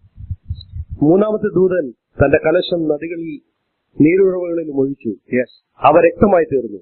അപ്പോൾ ജലാധിപതിയായ ദൂതൻ ഈ വണ്ണം പറയുന്നത് ഞാൻ കേട്ടു. ഇരിക്കുന്നവനും ഇരുന്നവനുമായി പരിശുദ്ധനായുള്ളവേ, നീ ഇങ്ങനെ ന്യായം വിധിച്ചതുകൊണ്ട് നീതിമാനാകുന്നു. Praise the Lord. നീ ഇങ്ങനെ ന്യായം വിധിച്ചതുകൊണ്ട് നീ നീതിമാനായ ദൈവമാണ്. Praise the Lord. You are righteous God because you. പ്രിയമുള്ളവരെ, ദൈവത്തിന്റെ ന്യായവിധി ആരൊക്കെ ചോദ്യം ചെയ്യാൻ പോയാലും നിനക്ക് അവിടെ അധികം നേരം നിൽക്കാൻ പറ്റത്തില്ല. നീ ദൈവത്തിന്റെ ഒരു അനീതിയെ ചൂണ്ടിക്കാണിക്കാൻ ചെന്നാൽ you will become A worshipper. ദൂതൻ നിന്ന് ദൈവത്തിന്റെ ന്യായവിധിയെ വർഷിപ്പ് ചെയ്യുക. ഇങ്ങനെ ന്യായം വിധിച്ചതിൽ ഒരു അനീതിയുമില്ല. You are righteous God by your judgement. നിങ്ങൾ ദൈവത്തിന്റെ നന്മകളെ കുറിച്ച് പൂർത്തിയിട്ടുണ്ട്. നിങ്ങൾ ദൈവത്തിന്റെ ആട്രിബ്യൂഷനെ പൂർത്തിയിട്ടുണ്ട്. നിങ്ങൾ ദൈവത്തിന്റെ പരിശുദ്ധിയെ ആരാധിച്ചിട്ടുണ്ട്. But here an angel is worshipping God judgement. നിന്റെ നീതി, നിന്റെ ന്യായവിധി പെർഫെക്റ്റ് ആണ്. ഹല്ലേലൂയ. എന്റെ അടുത്ത വാക്യം, വിശുദ്ധന്മാരുടെയും പ്രവാചകന്മാരുടെയും രക്തം അവർ ചിഹ്നിച്ചതുകൊണ്ട് നീ അവർക്ക് രക്തം കുടിപ്പാൻ കൊടുത്തു. നിങ്ങള് പേടിക്കൊന്നും വേണ്ട. കുറെ പേര് മരിച്ചുപോയി, കുറെ പേര് വലിയ ദുരന്തത്തിൽ മരിച്ചുപോയി. അവരുടെ എല്ലാവരുടെയും ഉത്തരവാദിത്വമൊക്കെ ഏറ്റെടുത്തിട്ട് നിങ്ങള് ഭയങ്കര നീതിബോധത്തിലേക്ക് ഒന്നും ചെന്ന് വീഴരുത്. അവരെല്ലാം രക്ഷിക്കപ്പെടാൻ വേണ്ടി ഹൃദയം തുറന്ന് പ്രാർത്ഥിക്കാം. പക്ഷേ ദൈവത്തിന്റെ ന്യായവിധി പെർഫെക്റ്റ്. നമ്മുടെ എല്ലാം പ്രശ്നം എന്താണെന്നറിയോ? യോഹന്നാന്റെ പ്രശ്നം എന്താ? യോഹന്നാനെ വെറുതെ എന്തിനാ കഷ്ടം അനുഭവിക്കുന്നു? അവനെന്തായി തീരും? നിന്റെ ഓട്ടം വിശ്വസ്തയോടെ ഓടുക. താഴേക്ക് വരുമ്പോൾ ഇങ്ങനെ വിശുദ്ധന്മാരുടെയും പ്രവാചകന്മാരുടെ രക്തം അവർ ചിഹ്നിച്ചതുകൊണ്ട് നീ അവർക്ക് രക്തം കുടിക്കുവാൻ കൊടുത്തു. അവിടത്തേക്ക് നമുക്ക് ബോധക്കേടാവും. ദൈവം നീതിമാനാണോ? അവരുടെ രക്തം കുടിക്കാൻ കൊടുത്തു. താഴേക്ക് ആ ന്യായവിധിയെ കുറിച്ച് പറഞ്ഞ ശേഷം 7ാമത്തെ വാക്യത്തിലേക്ക്, അവണ്ണം തന്നെ സർവശക്തിയുള്ള ദൈവവുമായ കർത്താവേ, നിന്റെ ന്യായവിധികൾ സത്യവും നീതിയുമുള്ളവ എന്ന് പറയുന്നത് ഞാൻ കേട്ടു. ഹാർഷായ ഡീലിംഗ് ആയിരുന്നു. But that is praise the Lord worthy to worship. എനിക്ക് ഈ വാക്യം വായിച്ചപ്പോൾ ദൈവത്തിന്റെ ന്യായവിധികളും വർഷിപ്പ് ചെയ്യപ്പെടാനായിട്ട് 100% യോഗ്യമായതാണ്. ഹല്ലേലൂയ. അത് ദൈവത്തിന്റെ അടുത്ത് ചെന്ന് നിന്ന ദൂതന് ആ ന്യായവിധിയിൽ യുക്തി തോന്നിയെങ്കിൽ, ഇവിടെ നിന്നുകൊണ്ട് ഞാൻ ദൈവത്തിന്റെ ന്യായവിധിയെ കാണുമ്പോൾ ദൈവം അല്പ ഹാർഷായി ഡീൽ ചെയ്തതായിട്ട് തോന്നും. But still God is righteous. Price the Lord. പ്രിയമുള്ളവരെ, കർത്താവിൽ സന്തോഷിക്കുക. എന്റെ മുമ്പിൽ ഒത്തിരി വാക്യങ്ങളുണ്ട്, ഒത്തിരി ചിന്തകളുണ്ട്. എന്റെ ചിന്തയെല്ലാം നിങ്ങളോട് പങ്കുവെച്ച് നിങ്ങളെ മുഷിപ്പിക്കേണ്ട. ഇത് മതി. നിങ്ങൾക്ക് കർത്താവിൽ ഒരു സമ്പൂർണ്ണ സമർപ്പണം ഉണ്ടെങ്കിൽ നിങ്ങൾക്ക് ഏതവസ്ഥയിലും ഡിലേറ്റ് ആയിട്ട് ജീവിക്കാൻ. ഒരു വാക്യം കൂടെ വായിച്ച് ഞാൻ കൺക്ലൂഡ് ചെയ്യാം. മത്തായിയുടെ സുവിശേഷം 13-ാമത്തെ 31-32 വാക്യം. മറ്റൊരു ഉപമ അവൻ അവർക്ക് പറഞ്ഞു കൊടുത്തു. സ്വർഗ്ഗരാജ്യം കടുകുമണിയോട് സദൃശ്യം. അതൊരു മനുഷ്യനെടുത്ത് തന്റെ വയലിലിട്ടു. അതെല്ലാ വിത്തിലും ചെറിയതെങ്കിലും വളർന്ന സസ്യങ്ങളിൽ ഏറ്റവും വലുതായി. ആകാശത്തിലെ പറവകൾ വന്ന് അതിന്റെ കൊമ്പുകളിൽ വസിപ്പാൻ തക്കവണ്ണം വൃക്ഷമായി തീർന്നു. 31-ാമത്തെ വാക്യം ഒന്നുകൂടെ വായിക്കാം. അത് എല്ലാ വിത്തിലും ചെറിയതെങ്കിലും വളർന്ന സസ്യങ്ങളിൽ ഏറ്റവും വലുതായി. അല്ല, 31. മറ്റൊരു ഉപമ അവൻ അവർക്ക് പറഞ്ഞു കൊടുത്തു. സ്വർഗ്ഗരാജ്യം കടുകുമണിയോട് സ്വർഗ്ഗരാജ്യം കടുകുമണിയോട് സദൃശം. അടുത്ത വാക്യം നിങ്ങൾ ശ്രദ്ധിച്ചു വായിക്കുക. അത് ഒരു മനുഷ്യൻ എടുത്ത് തന്റെ വയലിലിട്ടു. ആരുടെ വയലിലിട്ടു? തന്റെ വയലിലിട്ടു. എനിക്ക് ഒത്തിരി ഫ്രീഡം തന്നൊരു വാക്യം. സ്വർഗ്ഗരാജ്യം എന്തിനോട് ഞാൻ ഉപമിക്കേണ്ടു? അതൊരു കടുകുമണിയോട് സദൃശം. ഒരു മനുഷ്യൻ അത് കണ്ടു. അവനത് കണ്ടു, അവനതെടുത്തു. എനിക്കത് വളരെ നാടകീയമായിട്ടാണ് തോന്നിയത്. എന്നിട്ട് തന്റെ വയലിലിട്ടു. Hallelujah, hallelujah. Are you excited? എന്റെ 3 സെന്റിന്റെ അത് ഞാനത് കൊണ്ടിട്ടു. എന്റെ 1.5 ഏക്കറിന്റെ അത് ഞാനത് കൊണ്ടിട്ടു. എനിക്ക് 45 സെന്റ് ഇല്ല, എനിക്ക് 1.5 സെന്റേ ഉള്ളൂ. ആ 1.5 സെന്റ് ഞാനത് കൊണ്ടിട്ടു. പ്രിയമുള്ളവരെ, എന്താണ് കിങ്ഡം? അതൊരു മനുഷ്യൻ കടുകുമണി കണ്ടിട്ട് അതിങ്ങെടുത്തു. എന്നിട്ട് സ്വന്തം വയലിലിടാൻ ദൈവം അത് അനുവദിച്ചു. സ്വന്തം വയല് മറ്റു പലരുടെ വയല് പോലെ കുട്ടിയുള്ള വയലല്ല. മറ്റു പലരുടെ വയൽ പോലെ കാണാൻ ഭംഗിയുള്ള വയലല്ല. മറ്റു പലരുടെ വയൽ പോലെ ബൗണ്ടറി ഉള്ള വയലല്ല. മറ്റു പലരുടെ വയൽ പോലെ വലിപ്പമുള്ള വയലല്ല. എങ്കിലും എന്റെ കൊച്ചു വയലിൽ ഞാൻ അത് എടുത്തിട്ട നാളിൽ ഹല്ലേലൂയ അതിന്റെ അകത്ത് പ്രൈസ് ദി ലോർഡ് ഞാൻ ഒരു കാര്യം കണ്ടു. അത് വളർന്നു വലുതായി തീർന്നു. Price the Lord. ഞാൻ ദൈവത്തിന് സ്തോത്രം ചെയ്യുന്നു. കഷ്ടങ്ങളുടെ വയലിൽ കൂടെ പോയവർ, ഇല്ലായ്മയുടെ വയലിലൂടെ പോയവർ, മറ്റുള്ളവരാൽ ആകർഷണമില്ലാത്ത വയലുകൾ, മറ്റുള്ളവരെ അത്രയും പഠിപ്പില്ലാത്ത വയലുകൾ ഉള്ളവരാ നിങ്ങളെല്ലാവരും. ആ കൊച്ചു വയലിൽ കർത്താവ് വന്നപ്പോഴാണ് ഹല്ലേലൂയ നിങ്ങൾ ദൈവരാജ്യത്തിന്റെ അവിഭാജ്യ ഘടകമായി തീർന്നത്. Price the Lord. Hallelujah. Yes. ഇന്ന് ഞാൻ ഈ വാക്യത്തിന് മുമ്പിൽ വളരെ റിഫ്രഷ്. കർത്താവേ, നിനക്കും എടുക്കാം സഹോദരി. ഇവിടെ യേശുവിനെ ഇതുവരെ അറിയാത്ത ആരെങ്കിലും ഉണ്ടെങ്കിൽ, നിങ്ങളുടെ ജീവിതം വ്യക്തിപരമായ കർത്താവിനോടുള്ള ഒരു പേഴ്സണൽ റിലേഷൻഷിപ്പിലേക്ക് വന്നില്ലെങ്കിൽ, tell you go and take this piece. ഈ കടുക് നിനക്കെടുക്കാം, ഇത് നിന്റേതാ. എടുത്തിട്ട് നീ ഇതിങ്ങനെ പിടിച്ചോണ്ട് നിൽക്കണ്ട, നിന്റെ വയലിൽ അതിടാം.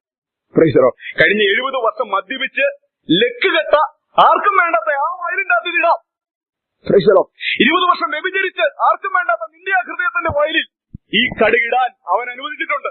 അതിട്ട് കഴിയുമ്പോൾ നീ തിരിച്ചറിയുന്ന ഒരു കാര്യമുണ്ട്, അതിന്റെ അകത്ത് മറ്റൊരു രാജ്യം വളരുന്നതായിട്ട് കാണും. ഹല്ലേലൂയ. നീതിയും സന്തോഷവും സമാധാനവുമുള്ള ഒരു രാജ്യം. Price the Lord. ഹല്ലേലൂയ.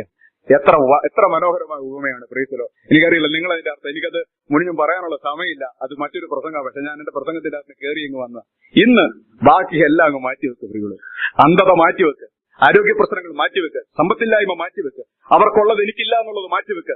നിന്റെ കൊച്ചു വയലിൽ ഹല്ലേലൂയ നിനക്ക് ഈ കടുകുമണി ഇടാവെങ്കിൽ അതല്ലേ ഏറ്റവും വലിയ ഹല്ലേലൂയ സന്തോഷകരമായ കാര്യം. Price the Lord. അത് എടുത്ത് നിന്റെ വയലിൽ ഇടാൻ ദൈവം നിന്നെ അനുവദിച്ചിരിക്കുക.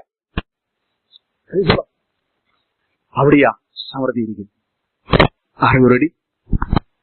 ഹല്ലേലൂയ. നിന്റെ വയൽ എങ്ങനെയാണെന്നും കർത്താവ് ചോദിച്ചില്ല. നിന്റെ വയലിൽ എന്തുമാത്രം മുള്ളുണ്ടെന്നുള്ള കർത്താവ് ചോദിച്ചില്ല. നിന്റെ വയലിൽ എത്ര വർഷം കുഴിച്ചിട്ട് ഒരു ശകലം പോലും വെള്ളം കണ്ടെത്തിയോ ദൈവം ചോദിച്ചില്ല. നിന്റെ ആ കൊച്ചു 2.5 സെന്റിന്റെ അകത്ത് അതിടാം. Praise the Lord. ഇതിട്ടവർക്കായി ഞാൻ ദൈവത്തെ സ്തുതിക്കുന്നു. ഹല്ലേലൂയ. Praise the Lord. കർത്താവിന്റെ സന്നിധിയിൽ നമുക്ക് ആ പാട്ട് ഒരുമിച്ച് പാടി കർത്താവിനെ മഹത്വപ്പെടുത്താം. Blessed assurance, Jesus is mine. Hallelujah. ഈ സന്ദേശം ഇവിടെ അവസാനിക്കുന്നില്ല. പക്ഷേ പ്രിയമുള്ളവരെ, ദൈവം നിങ്ങളോട് സംസാരിക്കട്ടെ. ബലം ദൈവത്തിനുള്ളത് എന്ന് ദൈവം ഒരിക്കൽ അരുളി ചെയ്തു. വേറെ ഒന്നും ഞാൻ ആവർത്തിച്ച് കേട്ടില്ലെങ്കിലും ഇത് മാത്രം ഞാൻ 2 പ്രാവശ്യം ആവർത്തിച്ച് കേട്ടു. ബലം ദൈവത്തിനുള്ളത്. ഹല്ലേലൂയ.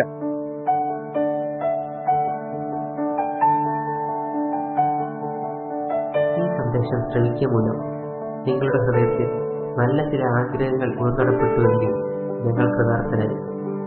കൂടുതൽ ആത്മീയ സന്ദേശങ്ങൾ കേൾക്കുവാൻ www.charismaticassembly.org എന്ന വെബ്സൈറ്റ് സന്ദർശിച്ചാൽ